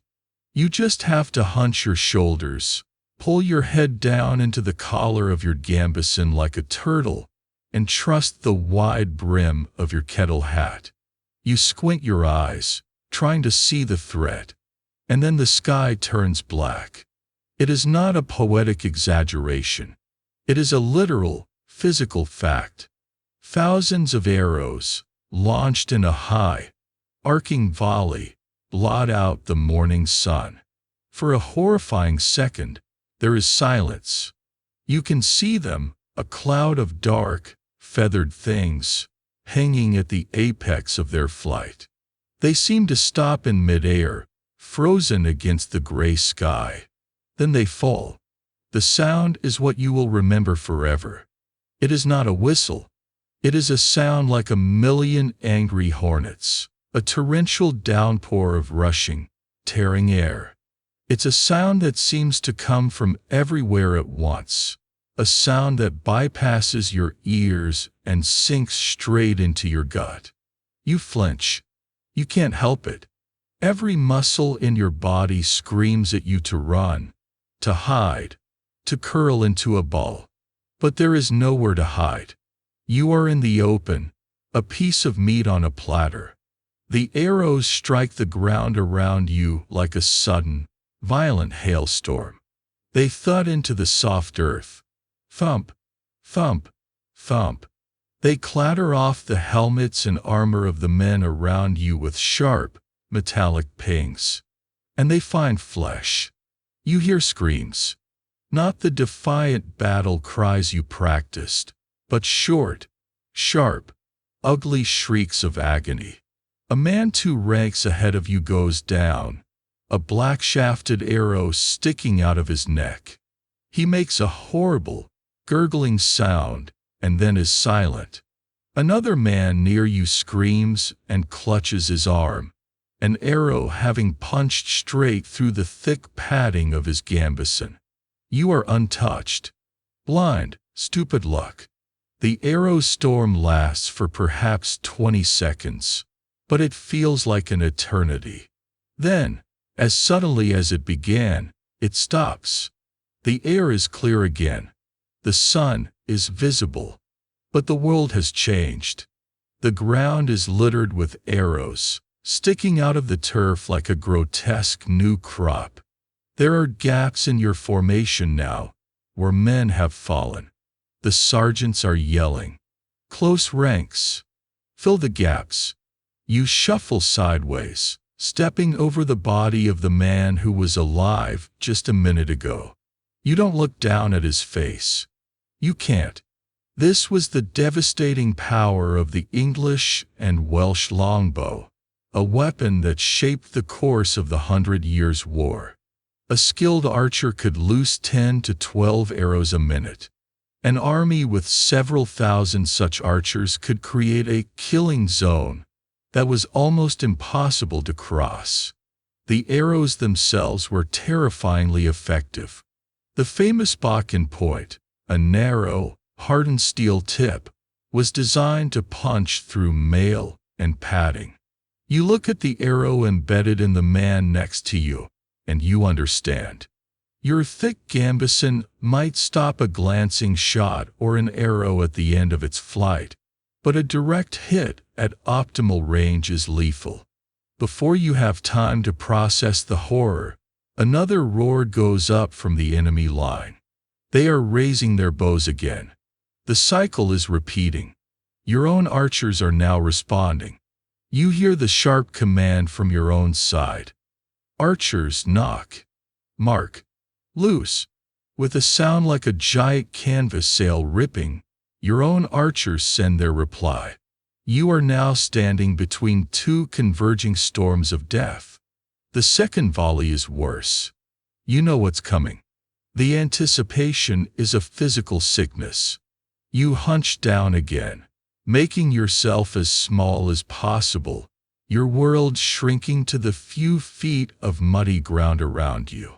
The sound of the incoming arrows is even more terrifying the second time. A man directly to your right, a stranger whose name you never knew, grunts. A short, sharp exhalation of air, and slumps to the ground. An arrow is sticking out of his thigh, and blood is already soaking his woolen trousers. He lies there, groaning, his face pale with shock and pain. You are still untouched. It feels like a miracle, a cruel joke. Why him? Why not you? There is no logic, no reason. It is a lottery of death, and so far, your number has not been called. The sheer impersonality of it is what's so horrifying. This isn't a duel, where you can see your opponent's eyes. This is industrial-scale slaughter, delivered from hundreds of yards away, by men you will never meet. A quirky, and rather grim, tidbit of battlefield archaeology is the discovery of skeletons from battles like Toten or Visby, with dozens of arrowheads embedded in them. This suggests that men who were wounded and fell were often hit again and again by subsequent volleys, a testament to the sheer density of the arrow fall. Looking at the man groaning on the ground, you can easily see how it happens. Historians still argue about the precise rate of fire and effective range of the medieval longbow, with estimates varying based on the quality of the bow, the skill of the archer, and the type of arrow used. But for you, cowering under the third volley, the academic debate is meaningless. The only thing that matters is the sound. That horrible, rushing sound that means death is falling from the sky. The exchange of volleys continues for what feels like an age.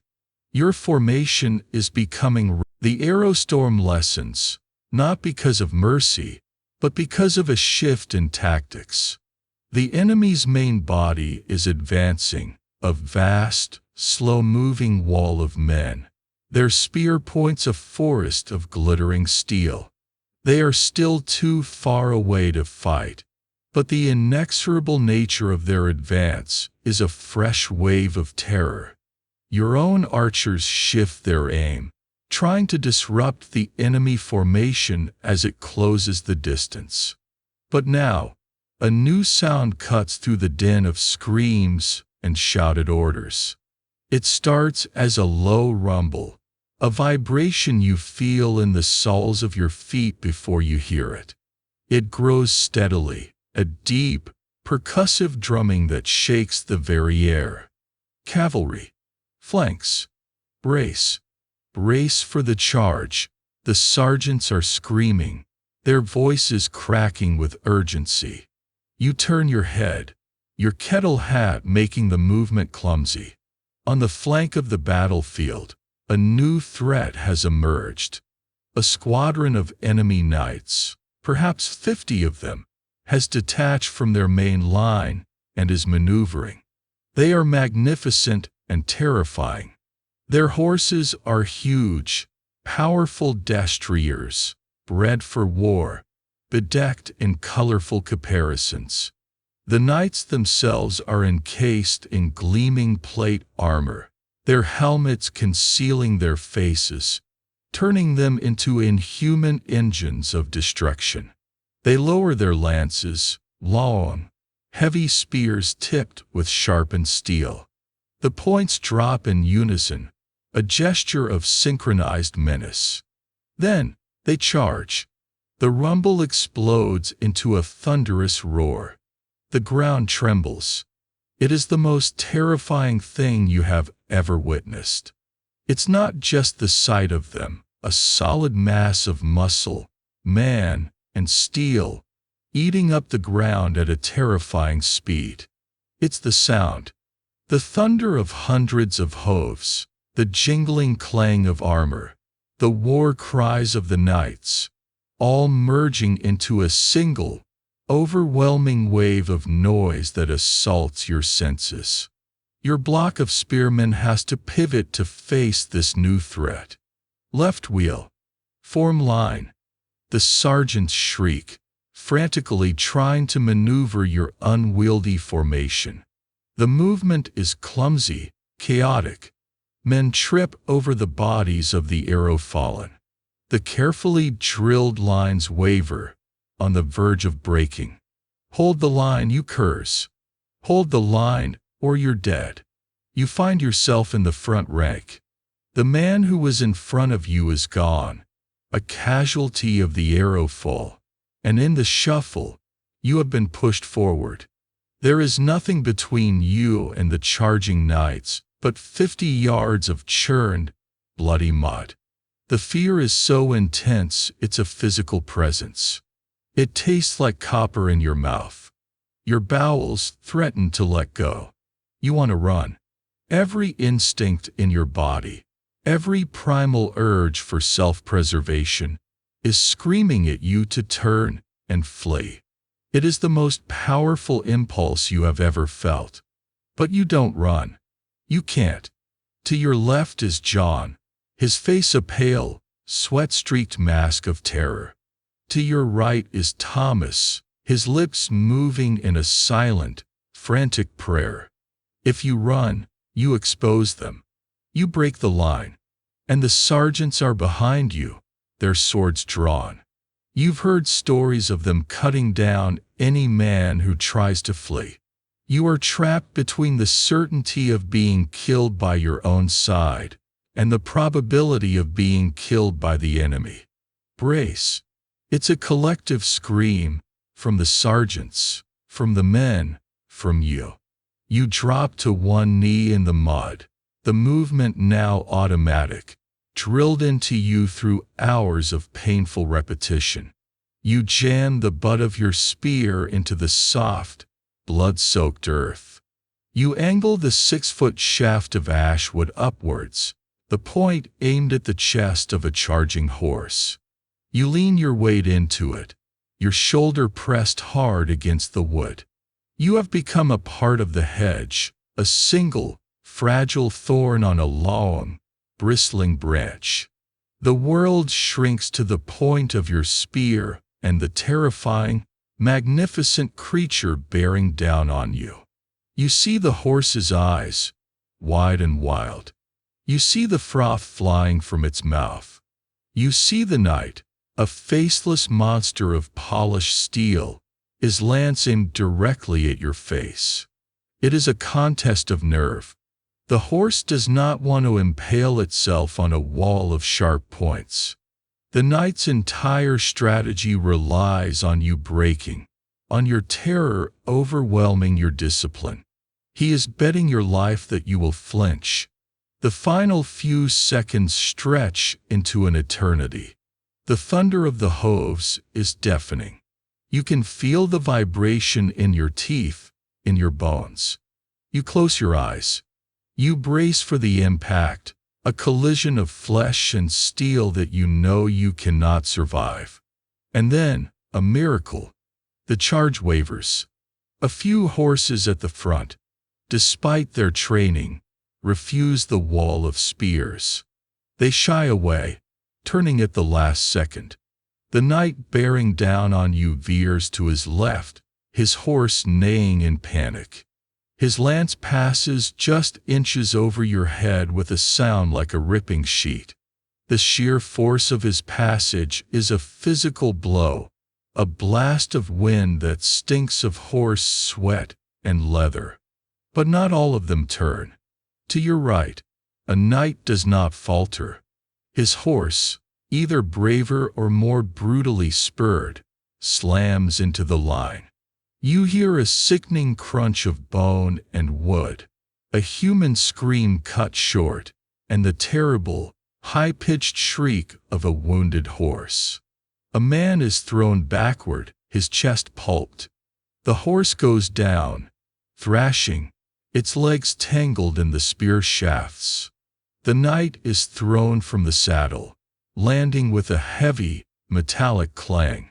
He lies on the ground, stunned, trying to rise in his heavy armor.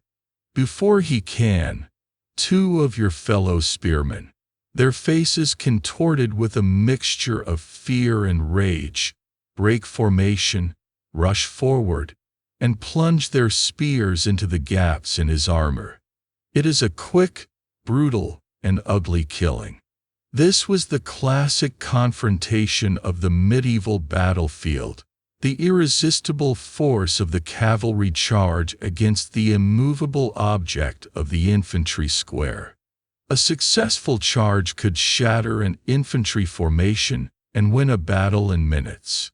But a well-disciplined block of spearmen, like yours, could break a charge and leave the fantastically expensive knights vulnerable on the ground.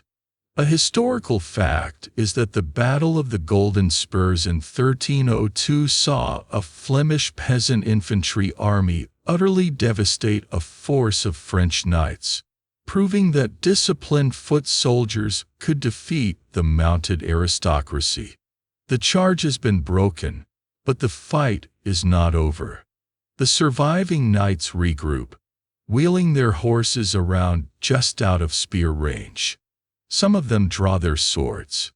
Others have secondary weapons, like maces or war hammers, designed to crush helmets and break bones. A few of them charge back in, not as a cohesive unit, but as individuals trying to find a weak spot in your line. A horseman gallops past your front, his sword held high. He slashes down at you. You duck instinctively, the blade whistling over your head. Thomas, next to you, is not so lucky. He tries to parry the blow with his spear shaft.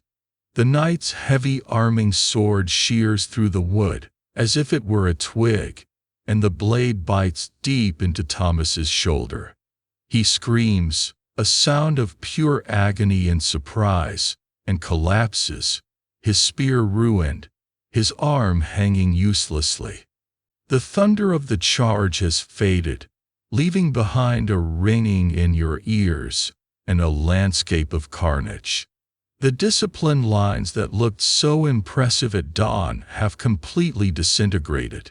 Where once there was a neat block of spearmen, there is now a chaotic, swirling scrum of individual fights. This is the melee. It is not the elegant, choreographed swordplay of stories and songs. It is a disorienting, terrifying, and brutally intimate nightmare. Your world has shrunk to a radius of about 10 feet. You can't see the overall shape of the battle. You have no idea if your army is winning or losing. Your only reality is the mud, the blood, and the enemy soldier in front of you. He is a man just like you, his face smeared with dirt and sweat, his eyes wide with the same terror that you feel. He is armed with a short, broad-bladed axe. He is panting, his breath coming in ragged gasps. For a moment, you just stare at each other, two scared farm boys a long way from home, locked in a dance of death. He lunges. You react on instinct, the muscle memory from the endless, boring drills taking over. You jab your spear forward.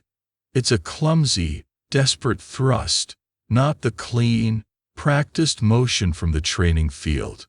He bats the spear point aside with his axe handle and presses forward, trying to get inside the reach of your long weapon, where his axe will be more effective. The chaos is disorienting. The noise is a physical assault.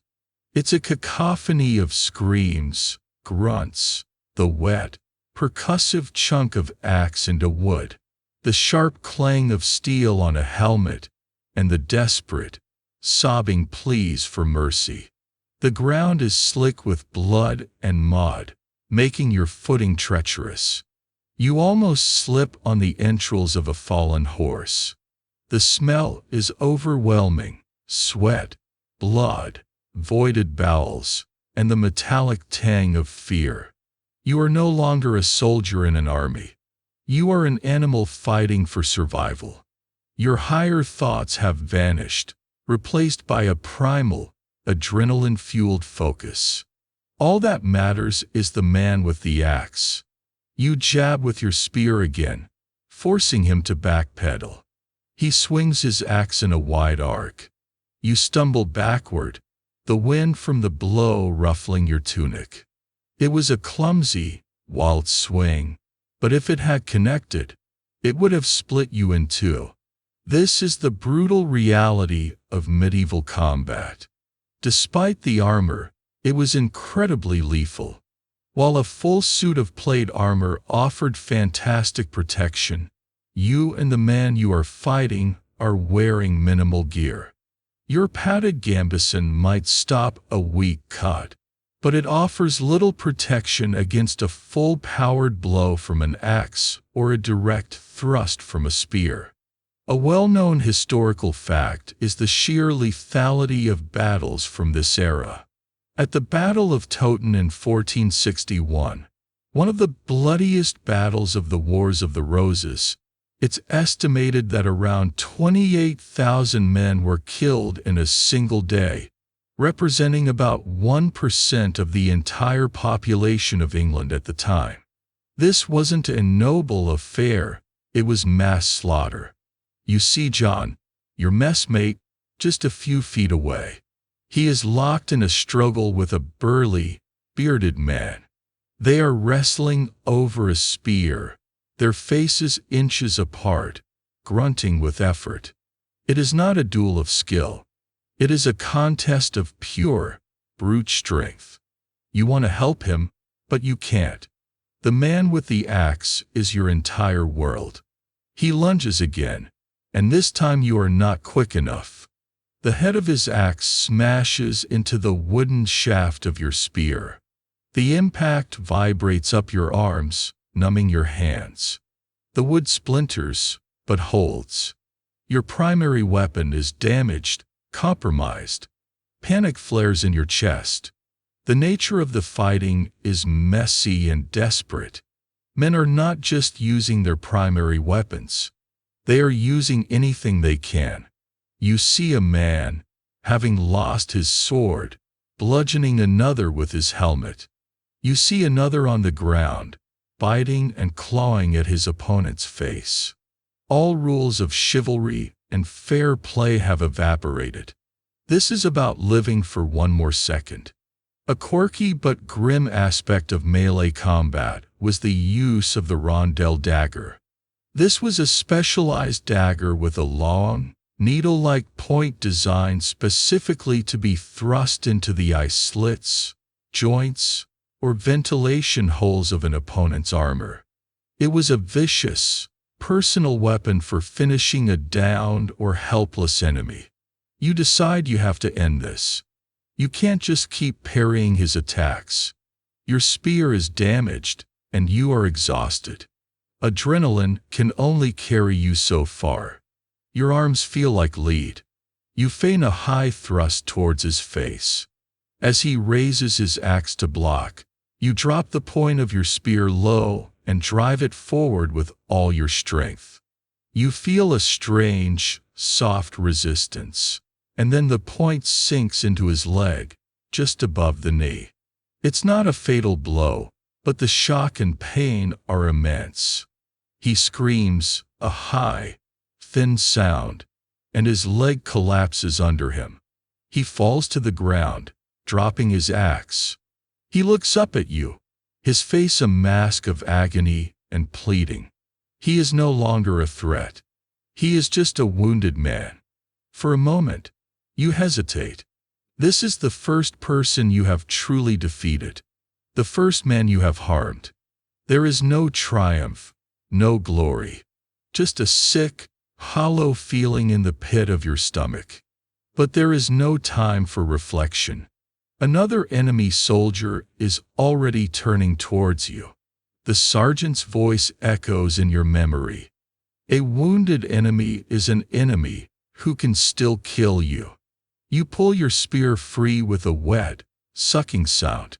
You don't look back at the man on the ground. You can't afford to. The melee is a fluid, ever-shifting thing. Gaps open and close. You find yourself pushed backward by a fresh wave of enemy soldiers. You are separated from John and the others. You are alone, surrounded by unfamiliar, hostile faces. Panic rises again, cold and sharp. You backpedal, using your spear to keep them at bay, a cornered animal. Then, you hear a horn. A deep, resonant blast from your own side. It's the signal for the reserve to advance. A line of fresh men-at-arms, who have been waiting behind the main battle, slams into the side of the melee. The impact is decisive. The enemy soldiers, who are just as exhausted as you are, suddenly find themselves fighting fresh, unwearied opponents. The tide of the battle turns. The enemy line, which had been pressing forward, now begins to give way. It's a slow, grudging retreat at first, then it becomes a rout. Men start to throw down their weapons and run. The chase is on. The last vestiges of formation disappear as your army surges forward, a wave of vengeful exhaustion. The knights, who had been held in reserve, now charge into the fleeing mob, cutting them down from behind. It is a pitiless, one-sided slaughter. Historians still debate what exactly causes an army to break. Is it the casualty rate reaching a certain tipping point? Is it the death of a key leader? Or is it a purely psychological phenomenon, a collective snap, where fear finally overwhelms the will to fight? Seeing the panic spread like a virus through the enemy ranks, you sense it's the latter. One man runs, then 10, then 100, and suddenly the entire army is consumed by a singular, desperate need to escape. The manic, adrenaline-fueled energy of the battle has evaporated, leaving behind a profound, soul-deep weariness. You thought the fight was the end game, the brutal climax of your journey. But you were wrong. The victory on the field was just the beginning of a new, and in many ways more grueling, phase of the campaign, the siege. The remnants of the enemy army didn't just scatter to the winds. They retreated behind the high stone walls of a nearby fortified town. And now, you are tasked with getting them out. You are no longer a soldier on the march. You have become a laborer in a vast, open-air factory of war. Your spear is exchanged for a shovel. Your days are no longer filled with the terror of combat, but with the monotonous, back-breaking toil of siegecraft. The army surrounds the town, setting up a vast, sprawling camp that, over the coming weeks, will become a semi-permanent city of its own. Your life is now governed by the slow, grim work of digging. The first task is to create a line of circumvallation. This is a fancy term for a giant ditch. Under the watchful eyes of the army's engineer, a man with a mind for angles and a deep disdain for soft hands, you and thousands of other common soldiers are put to work. You dig. All day, every day. The sun beats down on your back.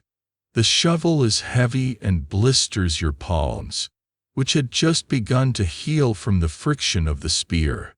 You dig a trench that will encircle the entire town, designed to prevent any defenders from sallying out and to stop any relief force from breaking in. The work is mind-numbingly repetitive. Shovel into the earth. Lift. Throw the dirt onto a growing embankment on the campsite of the trench. Repeat. Thousands of times a day. Your back screams in protest. Your muscles, conditioned for marching and bracing, ache with this new, unfamiliar strain. You work in long, silent lines. The only sounds the rhythmic scrape of shovels and the grunts of exertion. The camaraderie of the mass has been replaced by the anonymous, shared toil of a chain gang. This type of siege work was essential to medieval warfare. A direct assault on a well-defended wall was incredibly costly in terms of lives. The preferred method was to surround, starve, and intimidate the enemy into submission. The Roman general Julius Caesar was a master of this, his siege of Alesia being a textbook example of using extensive fortifications to trap an enemy. Medieval commanders, well versed in classical texts, adopted these methods wholesale. You are, in essence, reenacting the strategies of a war that happened over 1,000 years ago, with the same basic tools, a shovel, and your own sweat. As the weeks drag on, the camp becomes more established and, if possible, even filthier than the temporary marching camps. The latrine trenches overflow. Piles of refuse grow into small hills. The water source, a nearby stream, becomes hopelessly polluted. Disease, the silent killer of all armies, begins to spread. Men start to come down with the flux again, with fevers, with hacking coughs. The groans of the sick become a constant background noise, a grim reminder that the enemy outside the walls is not the only thing that can kill you. You see men you fought beside in the battle, men who survive the arrows and the cavalry charge, waste away and die from a simple intestinal infection. Boredom is your new enemy.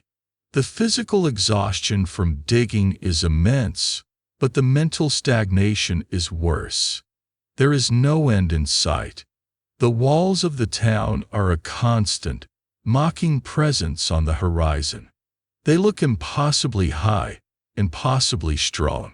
Morale plummets. The victory on the field feels like a distant memory. The men grumble. Why are we sitting here, starving in the mud? Why don't we just attack? The answer to that question is being built in a designated area behind the main camp. Under the direction of the engineer and his guild of master carpenters, the great siege engines are taking shape. It is one of the few interesting spectacles in this dreary existence. You watch them work with a mixture of awe and dread. These are the keys that will, hopefully, unlock the town. You see them building a trebuchet, a massive counterweight-powered catapult. It's an enormous, complex machine of timber and rope, looking like a giant, skeletal bird. A quirky but fascinating detail of siege engines is that they were often given names, like pets or ships. A great trebuchet might be christened Werewolf or Bad Neighbor. It gave a personality to these inanimate objects of destruction, a testament to the psychological role they played. Seeing Bad Neighbor slowly take shape is both inspiring and terrifying. Soon, it will be flinging massive stones, or worse, over the walls. They are also building siege towers, huge wooden structures on wheels, covered in wet animal hides to protect them from fire. They are taller than the town's walls. The plan is simple and horrifying. Roll them up to the walls, drop a drawbridge, and allow your soldiers to storm the battlements. You look at these towering wooden monsters and you know, with a cold certainty, that if the town doesn't surrender, you will be one of the men ordered to climb them. Your own role in this is menial. You are not a skilled carpenter. You are sent into the woods to chop down trees for timber. You are put on rope-winding duty, endlessly turning a massive winch to twist fibers into the thick ropes needed for the trebuchet. And you are put on stone-gathering duty, hauling heavy rocks from a nearby quarry to serve as ammunition. Every stone you carry is a potential messenger of death, and the weight of it feels symbolic. Historians still debate the true effectiveness of siege weaponry against robust stone fortifications. Were these engines decisive weapons, or were they primarily psychological tools, designed to terrify a garrison into surrender through a constant, nerve-wracking bombardment? From your perspective, it seems to be both. One afternoon, the trebuchet is finally complete. The first shot is a major event. The entire army gathers to watch. The rhythmic, groaning roar of the trebuchet has been the soundtrack to your life for weeks. Then, one afternoon, it stops. The sudden, profound silence is more alarming than the noise ever was. A nervous tension spreads through the camp like a contagion. The bombardment has failed. The walls are damaged, but not breached. The defenders, though battered and starving, refuse to surrender. The time for slow, methodical work is over. The time for blood has come. The order comes down the chain of command, passed from knights to sergeants, and from sergeants to the terrified men. A full-scale assault will be launched at dawn. There is no quiet dread like the night before the field battle. This is different. This is a frantic, focused energy. The promise of loot, the ultimate payment for your suffering, is now dangling just over that wall. If you are part of the first wave to make it to the top, a group grimly referred to as the Forlorn Hope, you are promised a double share of the plunder. It is a powerful incentive, a direct appeal to the desperate greed that has been festering in the mud and misery of the camp. Of course, it's called the Forlorn Hope for a reason. Signing up is not what you'd call a great long-term career move. You don't volunteer. You are chosen. You are Lance. Now just you and John the blacksmith's apprentice is assigned to a ladder party. At dawn, you are issued your grim equipment. Not a shovel this time, but a heavy, crudely made wooden ladder, 30 feet long. It takes 4 of you to lift it. You also have your spear, your helmet, and your sweat-stiffened gambeson. You feel slow, clumsy, and terrifyingly vulnerable. You stand in the pre-dawn gloom, in the first line of the assault force, your hands raw from the rough wood of the ladder. In front of you is the killing ground, the open space between your siege lines and the base of the town wall. It's 100 yards of churned mud, littered with rocks from the trebuchet bombardment and the shallow, unmarked graves of men picked off by sentries. The signal is given, a single, long blast from the Lord's horn, and then all hell breaks loose. You and your 3 companions heave the ladder and begin to run. The world erupts in a tidal wave of sound. From the walls of the town, you hear the frantic ringing of alarm bells, the roar of defiance from the defenders, and the sharp, menacing crack of crossbows being fired. Arrows and bolts begin to hiss past you. You run, hunched over, your head down, your kettle hat feeling as flimsy as paper. The ladder is a monstrous, unwieldy burden. It sways and bucks, threatening to throw you all off balance. A man just ahead of you screams and goes down, a crossbow bolt sticking out of his throat. You don't stop. You can't. You just keep running, your lungs burning, your heart hammering against your ribs. It's the world's worst obstacle course. You splash through stagnant puddles. You stumble over half-buried rocks. All the while, death rains down from above. You hear a sickening thwack, and one of the men carrying the front of your ladder grunts and falls, an arrow in his back. The ladder dips violently, almost crashing to the ground. The man behind you, a stranger, screams, "Lift it, you fools! Lift it!" You and the two remaining carriers struggle, straining every muscle to keep the ladder up and moving forward. You reach the base of the wall. The stone towers over you, seeming to blot out the sky. It is slick with moss and morning dew. The noise from the battlements directly above is deafening. You can hear them shouting, cursing, moving things into position. With a final, desperate heave, you and your partner raise the ladder.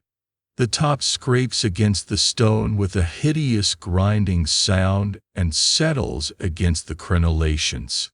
It looks impossibly steep and fragile. "Go!" The sergeant screams from behind you. "Up the ladder! Go!" Your partner, the stranger, goes first. He scrambles onto the ladder, his movements frantic. You are next. You sling your spear over your back and place your foot on the first rung. Your hands, slick with sweat and mud, grip the sides. You begin to climb.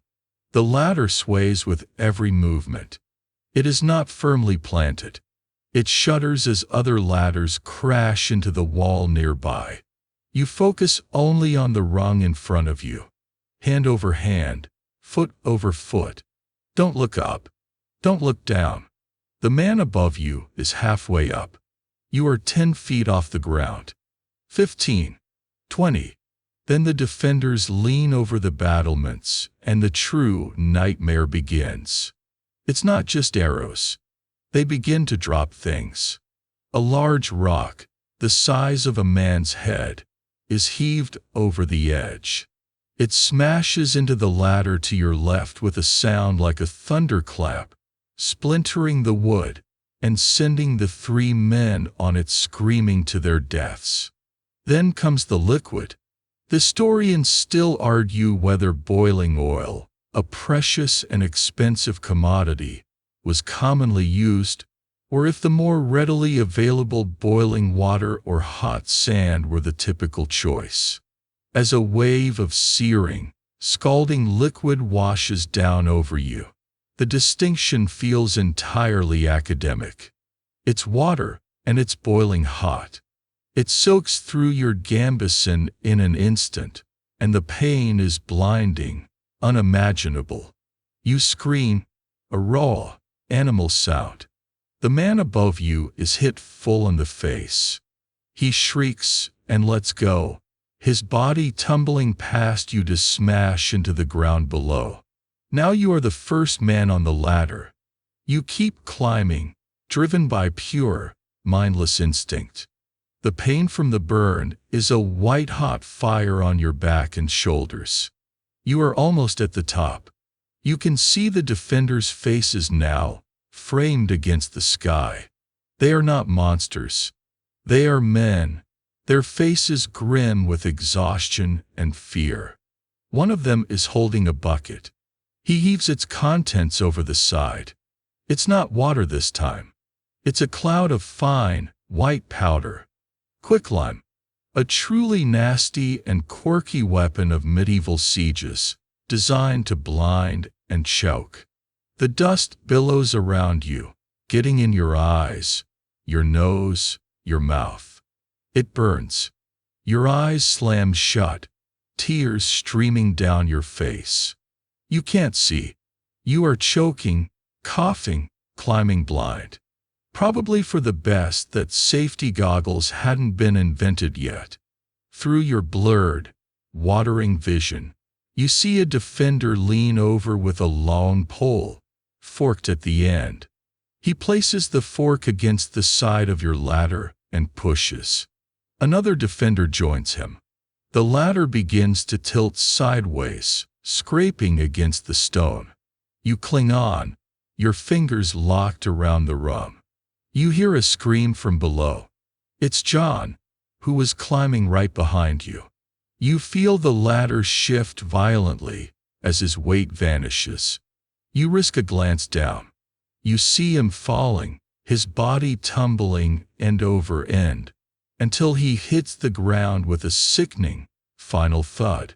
The ladder is pushed away from the wall completely. For a terrifying moment, it hangs in space before it crashes backward. You cling to it, sliding down the splintering wood, the rough grain tearing at your hands and clothes. You land in a heap at the bottom, the ladder crashing down beside you. You are alive. You are at the bottom of the wall, in the heart of the killing zone. The assault still rages. Men are still climbing, fighting, and dying all around you. But you collapse inside your own siege lines. Your body is symphony of pain. The frantic terror of the assault fades, replaced by the sharp, undeniable reality of your injuries. The burn on your back is a searing, agonizing fire. Your hands are shredded, full of splinters from the ladder. Your knee, which you twisted when you fell, throbs with a deep, pulsing ache. You survive the wall, but now you must survive the cure. You are dragged, half-conscious, to a designated area of the camp that serves as the field hospital. It is not a place of healing. It is a tented butcher's shop, a tableau of suffering that makes the battlefield seem almost clean by comparison. The ground is soaked with blood and other fluids. The air is thick with the smell of gore, unwashed bodies, and the sharp, coppery scent of fear. The groans and screams of the wounded are a constant, horrifying chorus. Your surgeon is not a learned physician in a scholar's robe. He is a barber surgeon, a tradesman whose skills typically involve cutting hair, pulling teeth, and lancing boils. He has learned his battlefield anatomy through brutal, hands-on experience. He is grimy, his apron is stiff with dried blood, and his eyes are hollow with fatigue. He works with a grim, mechanical efficiency, moving from one broken man to the next with little ceremony. He forces you to lie on your stomach on a crude wooden table. Two large, burly men, assistants or fellow wounded soldiers, hold you down. You don't have the strength to struggle. He peels back the sodden, burned remains of your gambeson and tunic. The pain is so intense you black out for a moment. When your vision clears, he is examining your back with a detached, professional air. The burn is bad, but the skin is not all broken. He grunts, more to himself than to you. It will fester, but it will not kill you. Not today anyway. His remedy for the burn is simple and rooted in the medical theories of the time. He slathers your back with a foul-smelling unguent, a greasy concoction of lard, honey, and various herbs. Honey, a well-known historical remedy, was actually quite effective. It has natural antibacterial properties and helped to seal the wound from the air, a fact modern science has since confirmed. It's a rare case of medieval medicine stumbling upon an effective treatment, even if they didn't fully understand why it worked. The application is excruciating, but you clench your teeth and endure it. Next, he turns to your hands. He takes a pair of tweezers, and begins to pick the larger splinters out of your raw flesh. Each pull is a fresh jolt of agony. For the smaller ones, he has no solution. They will work their way out, he says, or they will fester. He wraps your hands in strips of linen that are not entirely clean. The real horror show is happening on the table next to you. A man has a deeply embedded arrowhead in his thigh. The barber surgeon is using a specialized tool, an arrow spoon, to try and extract it without tearing the flesh further.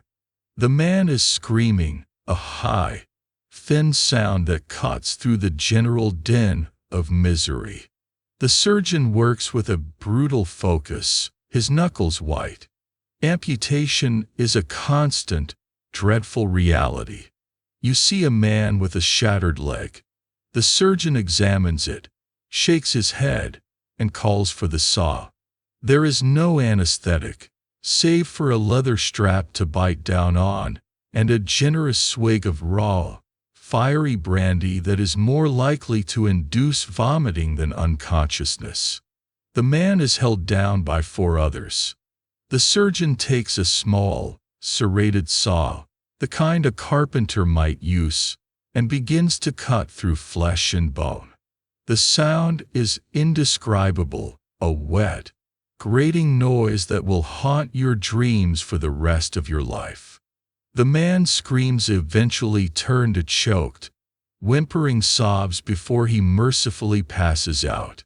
The surgeon then takes a branding iron from a nearby brazier and cauterizes the stump, the smell of burning flesh filling the air. This was the height of medieval surgical practice. Survival rates were appallingly low. Infection, what they called wound fever or gangrene, was the great killer. Without any understanding of germ theory, surgical tools were rarely cleaned between patients, and wounds were often packed with materials like moss or cobwebs, which only introduced more bacteria. Historians still argue about the true mortality rate for serious battlefield injuries, but it's safe to assume that any deep wound to the torso or a compound fracture was almost certainly a death sentence.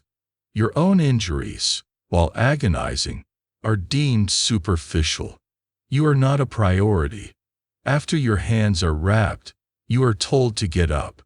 The table is needed for someone else. You are given a small cup of wine, heavily watered down and pointed towards a recovery area, which is just another section of the muddy, disease-ridden camp. You are expected to heal on your own. You stumbled back towards the ashes of your old campfire, the spot you once shared with John and Thomas. It feels like a lifetime ago. You are utterly alone. Your mess is gone. You collapse onto the ground, your body shivering with shock and pain. Your back feels like it's on fire, your hands are useless clubs of wrapped linen, and your knee is swollen to the size of a melon. The next few days are a blur of fever and pain. You drift in and out of consciousness. You have no one to bring you food or water. On the second day, a man from a neighboring mess, a grizzled archer you'd shared a few words with, takes pity on you. He brings you a cup of water and helps you chew a piece of hardtack he has softened in it. It is an act of simple, profound kindness in a world of brutality. He checks your bandages. The surgeon might be a butcher, he says, his voice a low rasp, but he knows his trade. There's no blackness. You'll keep the back. A quirky but grim reality for the wounded was their vulnerability. A man unable to defend himself was an easy target for theft. You learn to sleep on top of your few meager possessions, your spear, your helmet, your small pouch with its lucky stone. The archer stands guard over you for a night. We look after our own, he mutters, though you were never part of his unit. It's the soldier's unspoken code, the bond of shared suffering that transcends official company structures. As the fever breaks and the pain begins to subside into a constant, dull ache, you are faced with a new reality. You are no longer a frontline soldier. You are damaged goods. You are part of the walking wounded, a liability to an army that values strength and mobility. You can't march properly. You can't hold a spear. Your purpose has been served. You were a tool for the assault, and now you are broken. You lie there, listening to the sounds of the camp, wondering what happens to a soldier who can no longer fight. The answer, you suspect, is nothing good. The fever has passed, leaving you weak and shaky, a ghost haunting the edges of the camp. The town, improbably, has fallen, not to another bloody assault, but to the slow, relentless pressure of the siege.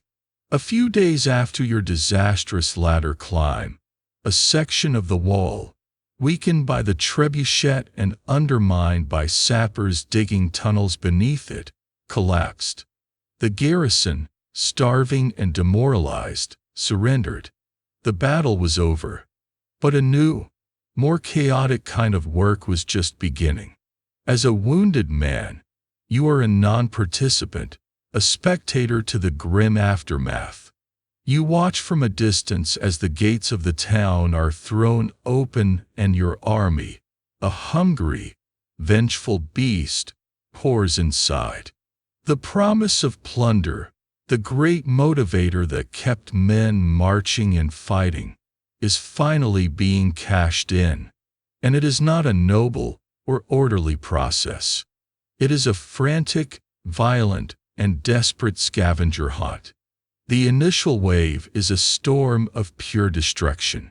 Soldiers, pinned up by weeks of misery and terror, unleash their frustrations on the conquered town. You can hear the sounds from your miserable cot in the camp, the crash of splintering doors, the shattering of glass, the screams of the townspeople, the triumphant shouts of the looters. It is the sound of a society being torn apart.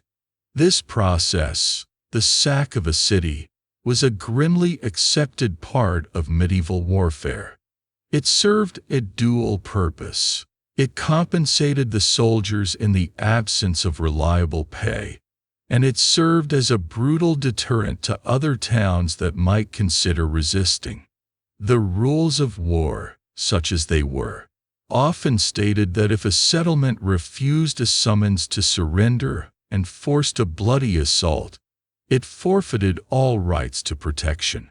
You, having witnessed the horror of that assault, can understand the cold, brutal logic, even as the sounds from the town turn your stomach. After a few hours, the first of the looters begin to trickle back out, their arms laden with spoils. The sight is surreal.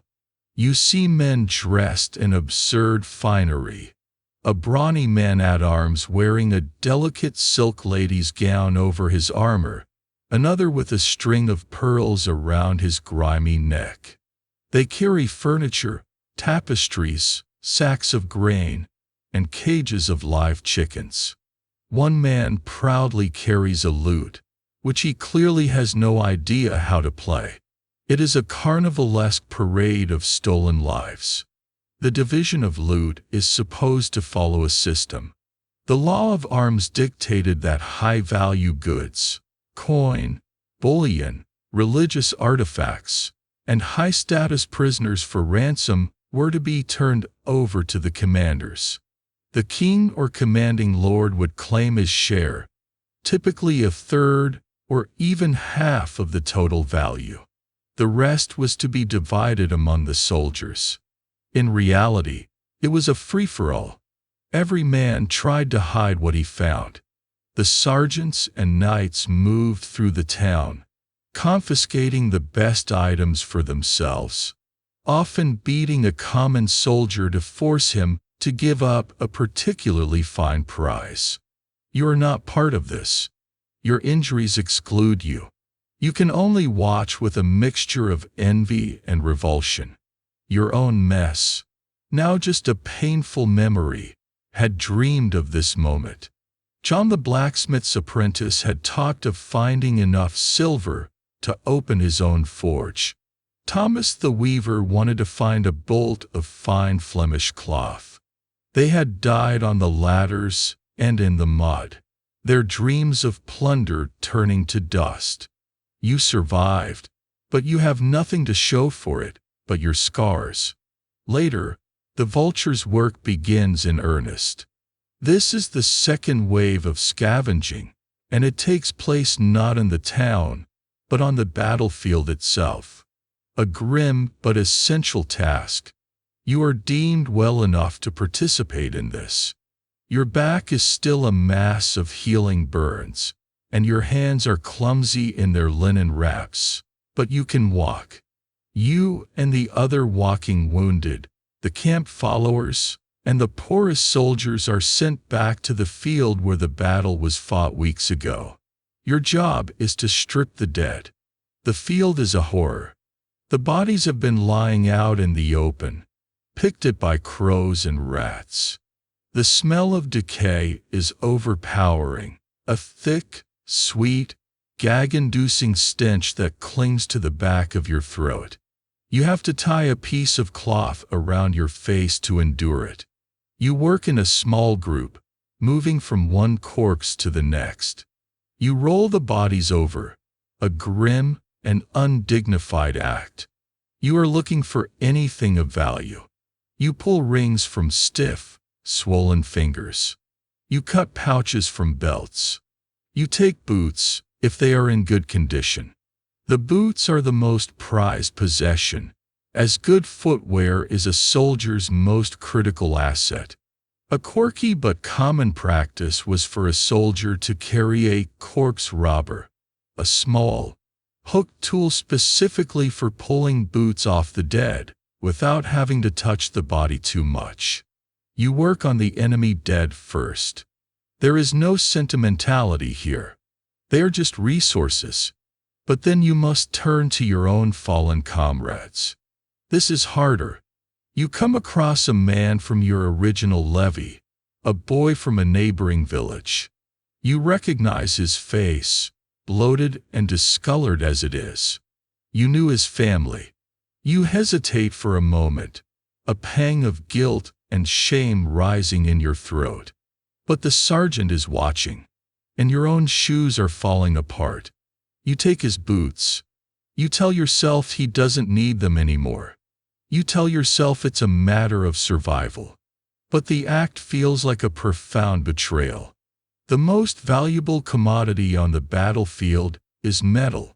You are tasked with collecting weapons and armor. You pull arrows from the ground and from bodies, salvaging the heads.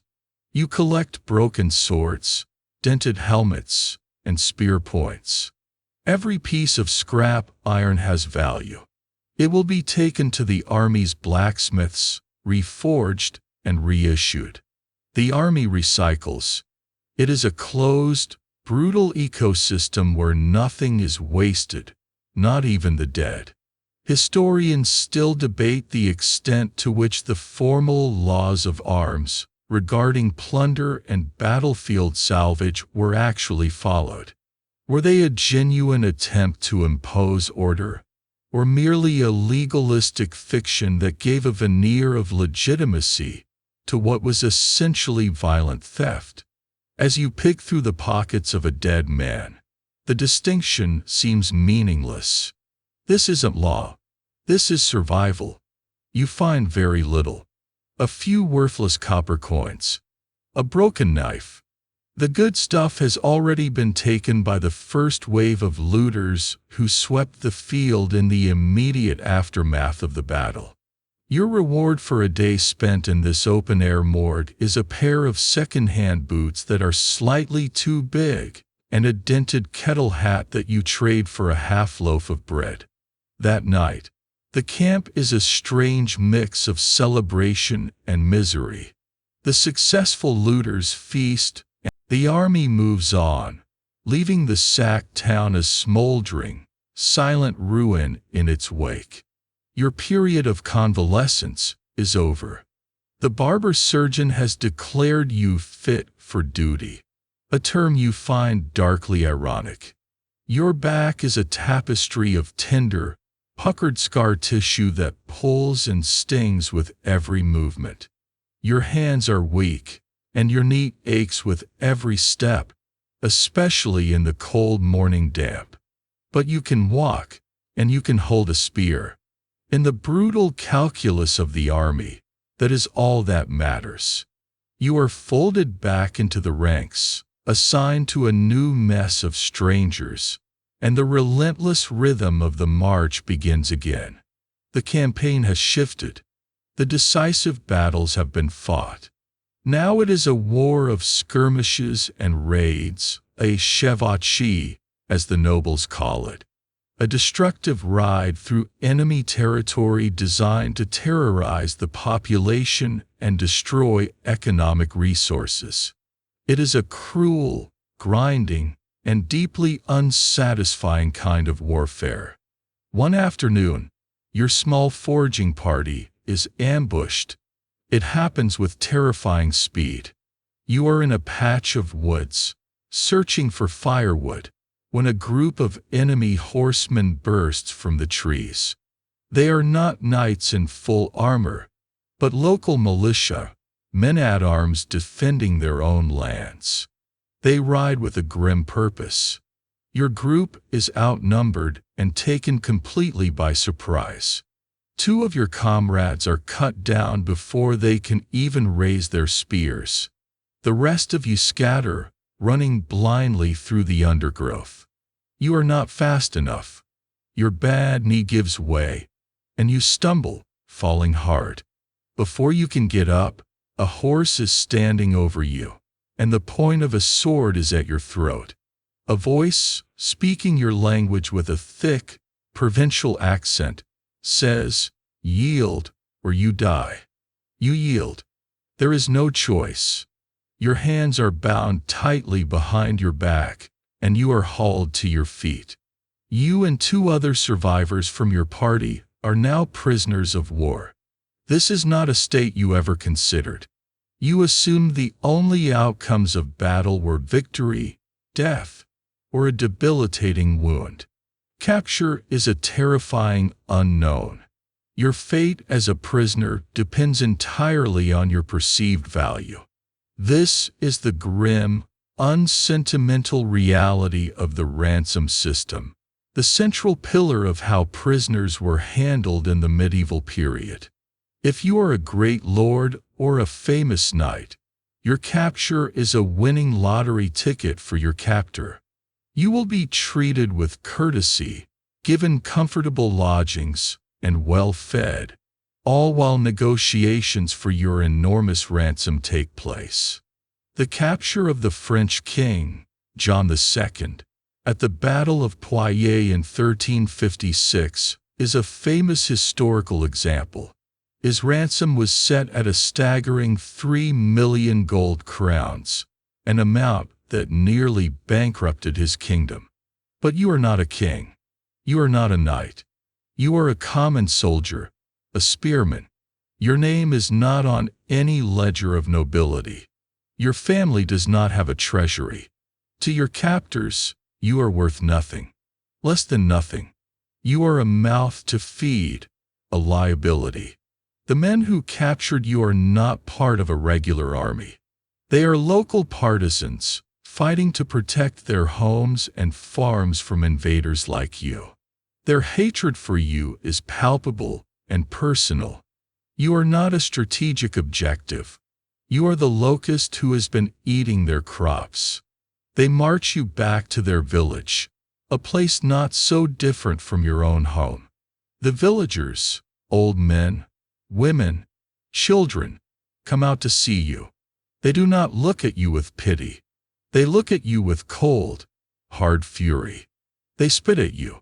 A woman, her face etched with grief, screams that you are the men who burned her brother's farm.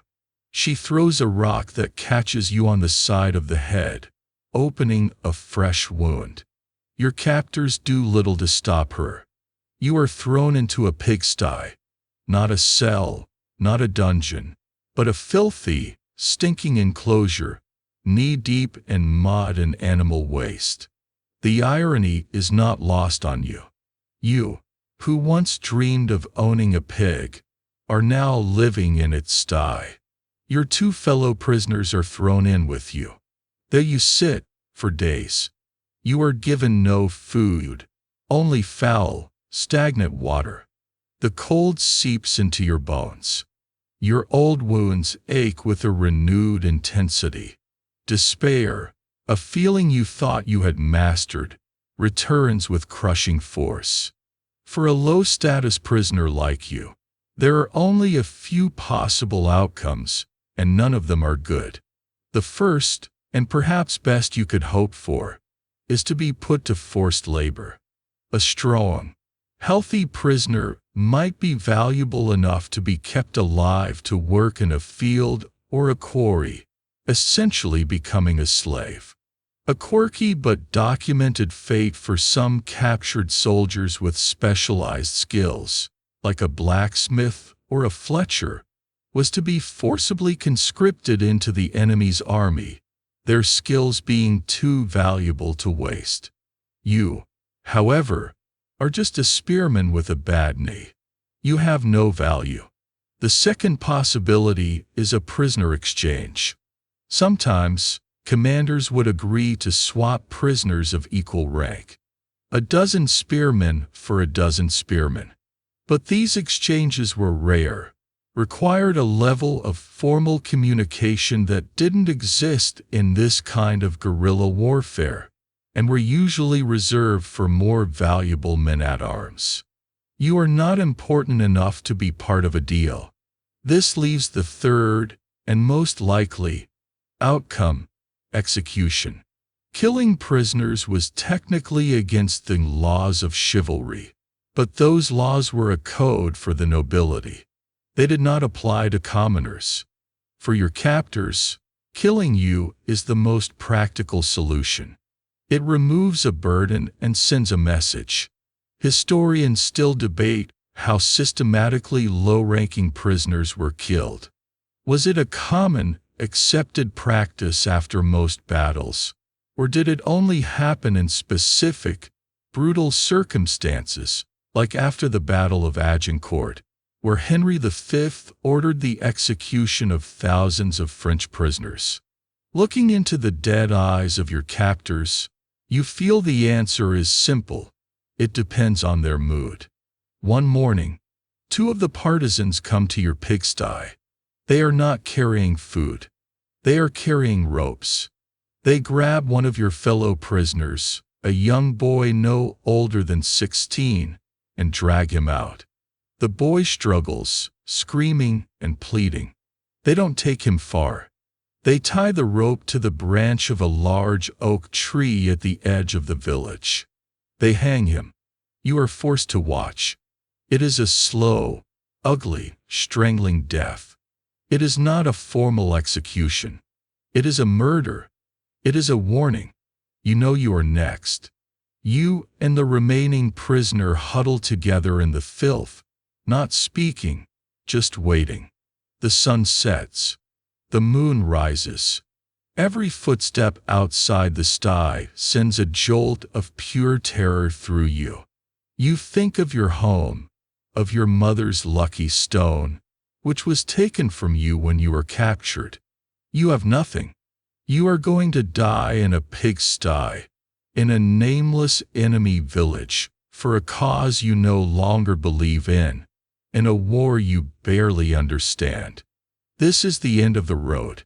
This is the grim fate of a medieval soldier who has run out of luck. The night in the pigsty is an eternity of cold dread. Every rustle of leaves, every distant dog bark, is the sound of your executioners returning. You huddle with the other survivor, a man named Will, his face a ghostly blur in the moonlight. You don't talk. There is nothing left to say. You have reached the absolute end. But dawn comes, and you are still alive. Then another day passes, and another. The hanging was a warning, a terror tactic, but for some reason, they have let you live. Perhaps their anger has cooled. Perhaps they have simply forgotten about you. Your salvation, when it comes, is as random and violent as your capture. One morning, you are awakened by screams and the unmistakable sound of combat. Your own army, on another sweeping raid, has stumbled upon this village. A squadron of your side's men-at-arms thunders through the hamlet, swords flashing, putting the local militia to the torch. It is a brutal, chaotic rescue. One of the soldiers, seeing you in the sty, kicks the flimsy gate open. "Get out, you lot," he grunts, not with pity, but with mild disgust. "You stink worse than the pigs." You are free, but the word feels hollow. You are half-starved, sick, and psychologically shattered. You are given a piece of bread and a water skin and absorbed back into the lumbering mass of the army. You are a ghost, returned from a premature grave. The campaign season is drawing to a close. The first chill of autumn is in the air. The leaves are turning, and the nights are growing longer and colder. An army cannot operate effectively in the winter. The roads become impassable, forage disappears, and the weather itself becomes a more dangerous enemy than any armed force. The command is given to find a place for winter quarters. This is not a triumphant march home. The army finds a defensible town, one that surrendered without a fight, and occupies it. This is a new form of misery. You are not billeted in a comfortable inn. You and a dozen other men are assigned to a barn on the edge of town, a drafty, rat-infested structure that you must share with the farmer's livestock. The smell of manure is a constant companion, a familiar perfume from your old life, now tainted with the stink of sickness and despair. Winter quarters are a battle of attrition against three enemies: hunger, disease, and boredom. The army's supply lines are stretched thin, and you are expected to live off the hospitality of the local population, which is a polite term for systematic extortion. Food is scarce. The rations are smaller than ever. The thin, sour ale does little to warm you against the biting cold. You spend your days huddled together for warmth, your breath pluming in the frigid air of the barn. Disease flourishes in these crowded, unsanitary conditions. The cold weakens men's bodies, and the constant coughing starts. It spreads through the barn like wildfire. Men who survived arrows, swords, and starvation now succumb to pneumonia or influenza. Every few days, a body is carried out and buried in the frozen ground of the town cemetery. There is no ceremony. The death toll from the winter is often higher than that from a major battle. This is a well-documented historical fact. For every soldier killed in combat, it's estimated that several more died from disease, particularly during long sieges or periods in winter quarters. And then there is the boredom, a soul-crushing, mind-numbing ennui. There are no drills, no marches, no purpose. You just wait. You wait for the sun to rise. You wait for your meager ration. You wait for the spring. You spend your time mending your pathetic equipment, trying to stitch the holes in your tunic with clumsy, half-frozen fingers. You play dice, betting scraps of food or promises of future pay. Fights break out over nothing, fueled by cabin fever and simmering resentment. This is when desertion becomes a major problem. Men who have survived the horrors of the campaign simply can't face the slow, grinding misery of the winter. They slip away in the night, hoping to make their own way home or just disappear into the countryside. It is a huge risk. If caught, the punishment is death. But for many, the risk is worth it. One night, the man who sleeps next to you is gone.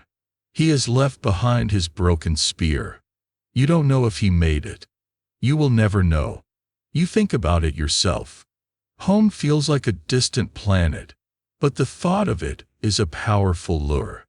The thought of a warm fire, a full belly, the faces of your family. A quirky but important aspect of winter quarters was the way soldiers tried to combat the sheer monotony. They would organize crude sporting events, like wrestling matches or archery contests. There were storytellers, men who could spin tales of heroes and magic, who became immensely valuable commodities. And there was music. A man who had a flute or a small drum could provide a few moments of relief from the crushing silence and coughing. You find yourself listening intently to a man humming a folk song from his own distant home. The simple melody, a moment of pure, heartbreaking beauty in the midst of the squalor. As winter drags on, you change. The scrawny farm boy is long gone. The terrified recruit is gone. The rage-filled survivor is gone. In their place is a hard, hollowed-out thing. You are thin and gaunt, your face aged beyond your years. Your eyes have a distant, haunted look. You have seen too much death, endured too much pain. Finally, after an eternity, the first signs of spring appear. The snow melts. The ground thaws. A rumor spreads through the camp. The war is over. A truce has been signed. The king has achieved his aims, or has run out of money, or both. It doesn't matter. You are going home. The order to disband is given. It is not a grand, ceremonial dismissal. The army simply dissolves. You are given your final pay, a few shillings in back wages, barely enough to buy food for the journey. And then you are on your own. There is no organized transport home. There is no hero's parade. You just turn your back on the camp and start walking. The road home is a long and lonely one. You travel with a small band of other discharged soldiers, men from your region. You are no longer an army, just a small group of weary, scarred men, indistinguishable from beggars or vagrants. You travel with caution, avoiding large towns, sleeping in ditches or abandoned sheds. The world you are traveling through is your own country, but you feel like a foreigner in it.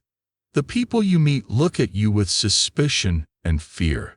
You are no longer a hero who fought for the king. You are a dangerous-looking man with a spear and a haunted look in your eye. The transition from soldier to civilian is a no-man's land, and it is a perilous one to cross. You are heading home, but you have a dreadful, sinking feeling that the home you left no longer exists, and the person who lived there is gone forever. The final miles of the journey are the strangest. The landscape becomes familiar. You recognize a stand of oak trees, a bend in the river, the distant shape of the hill that overlooks your village. Each landmark is a ghost from another life, a life lived by a boy you barely remember. You walk with a strange mix of eagerness and dread. You are almost home. But what is home now? You walk down the muddy track into your village. It looks smaller than you remember, the cottages more humble, the stone church less grand. The people who see you stop and stare. They don't recognize you at first. You are gaunt and weathered. Your face is thin, your skin is tanned to leather, and a jagged scar from the partisan's rock puckers the skin near your temple. Your clothes are a ragged collection of worn-out military issue and scavenged items. Your eyes are the worst part. They are old eyes in a young man's face, shadowed with things they have no words for. Then, a woman gasps your name. It's your mother. She runs to you. Her face a mixture of disbelief, joy, and horror. She throws her arms around you. And for a moment, you are just a boy again, enveloped in a familiar smell of wood smoke and baking bread.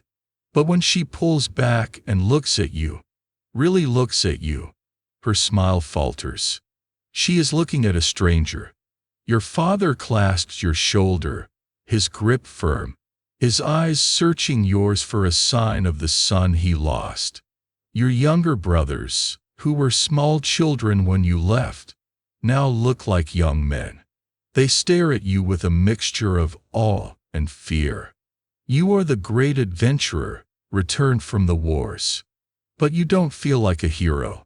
You feel like an imposter in your own life. The reintegration into civilian life is a slow, painful, and awkward process. You try to fall back into the old rhythms. You go out to the field with your father. You take the shovel in your hands, but the familiar tool feels alien. Your body is a landscape of pain. Your back, with its web of burned scars, seizes up after an hour of bending over. Your bad knee clicks and groans with every step. You are no longer built for the stoop labor of a farmer. You were rebuilt for the march and the line of battle, and now that purpose is gone. The psychological scars are even deeper. The quiet of the village is deafening. You are used to the constant noise of the camp, the shouts, the groans, the murmur of thousands of men. The silence of the fields feels unnatural, menacing. You jump at sudden noises, a slammed door, a falling branch. You wake up in the middle of the night, your heart pounding, the screams from the battlefield still ringing in your ears. You have brought the war home with you, a ghost that sleeps on your straw pallet beside you. You try to connect with your old friends, but there is a gulf between you that words cannot bridge. Their world is still one of harvest times, village gossip, and the price of grain. They ask you to tell them stories of the war. They want to hear tales of glory, of shining knights and daring charges. They want the songs and the legends. You don't know how to tell them about the stench of the battlefield, the weight of the gambeson, the taste of fear, or the profound, soul-crushing boredom of the siege. You don't know how to explain the look in a man's eyes as you run him through with a spear. So you say nothing. You just shake your head and stare into the fire, and they eventually learn not to ask. Your silence is a wall between you and them, and you don't know how to tear it down. This struggle of the returning veteran is a timeless one. While modern society has terms like post-traumatic stress disorder, the phenomenon itself is ancient. Historical records are filled with accounts of discharged soldiers who struggled to reintegrate. Many became vagrants, beggars, or turned to crime, unable to cope with the peaceful world they had fought to defend. They were men trained for violence, and when the violence ended, they were left without a purpose. You are luckier than most. You have a family that, despite their confusion, loves you. But you are still an outcast.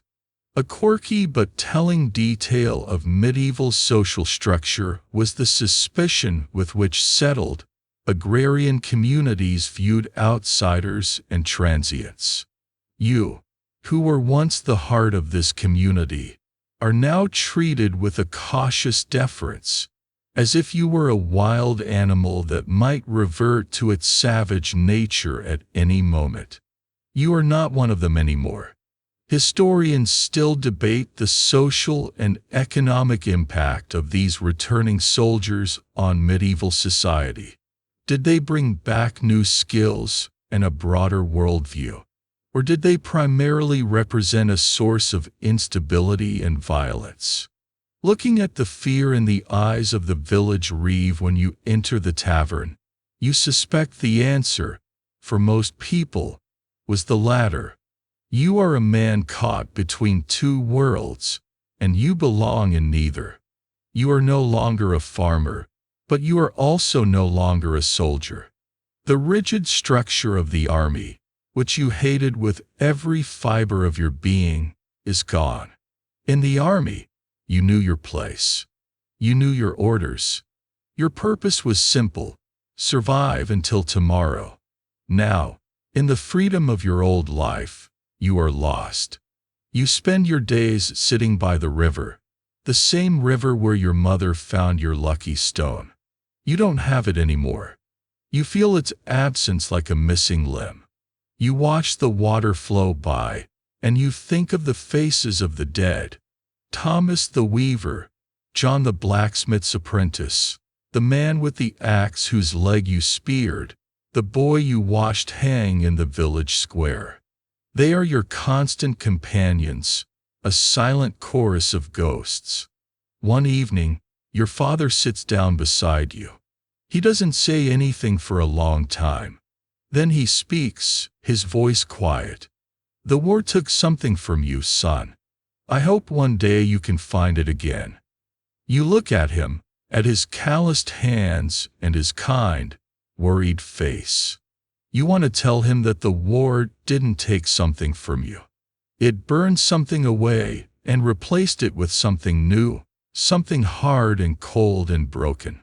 But you just nod, because you know that he and everyone else in this quiet, peaceful world you no longer understand will never be able to comprehend the truth of what it was to be a medieval soldier. You are home, but you are still, and perhaps always will be, a long, long way from peace. The seasons turn. The rhythms of the village, which once felt so alien, slowly begin to reassert themselves. The ghosts of the battlefield do not vanish, but their voices grow fainter, replaced by the lowing of cattle at dawn and the chime of the church bell at dusk. You learn to live with the ache in your knee and the tightness in your back. You learn to sleep through the night without waking up in a cold sweat. The war is a part of you, a dark, not of scar tissue in your soul, but it is no longer the entirety of you. You marry a girl from the village. She is quiet and kind, and she is not afraid of the silence that sometimes falls over you. She does not ask about the war. She seems to understand that some doors are best left closed. You have children. You watch them play in the fields, their laughter a sound of pure, uncomplicated joy, and you feel a sense of peace that you thought had been lost to you forever. You have, against all odds, found a life after the war.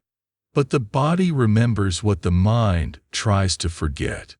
Your old wounds, the legacy of your service, never truly heal. They are your constant companions, a physical reminder of the price you paid. The ache in your knee worsens with each passing winter. The burn scars on your back make it difficult to work for long hours in the field. You are not an old man, but your body feels like one. One autumn, a sickness sweeps through the village. A fever and a cough.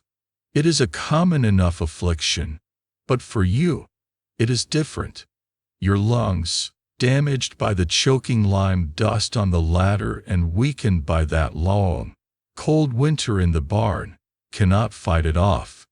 The cough settles deep in your chest, and a fever takes hold that no amount of prayer or herbal remedy can break. You find yourself confined to your straw pallet, the same one you were born on, the same one you returned to from the war. Your wife sits by your side, her face a mask of worry. Your children peer around the doorframe, their eyes wide with a fear they don't understand. You drift in and out of consciousness, your dreams a jumble of conflicting images. You see your wife's face morph into that of the barber surgeon. You see your children playing in a field littered with the bodies of the dead. You feel the familiar, lumpy weight of the gambeson and the cold, hard steel of the kettle hat. The journey you took as a young man, the one you thought was over, has come back to claim its final due. This is the ultimate, brutal truth of being a medieval soldier. Survival was not just about dodging arrows or winning duels. It was about enduring a series of brutal filters: conscription, the march, disease, starvation, battle, the siege, the miserable winters. Each one stripped away more of your comrades. You were one of the lucky few who made it through every single filter. But the damage sustained along the way was cumulative, a debt that the body must eventually pay. Your final resting place will not be on a glorious field of battle, your name etched into a song. It will be here, in this small, quiet room, surrounded by the family you almost never had the chance to know. Your enemy is not a knight in shining armor, but a simple infection, a foe your war-torn body no longer has the strength to defeat.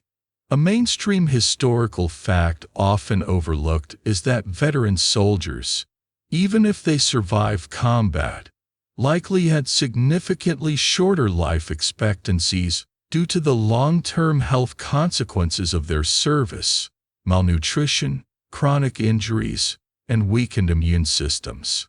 As your breathing becomes shallow, your mind clears for a final moment. You don't think of the king or the cause. You don't think of glory or honor. You think of the faces of the men you fought beside. Thomas, the weaver with his dreams of fine cloth. John, the blacksmith's apprentice, falling from the ladder.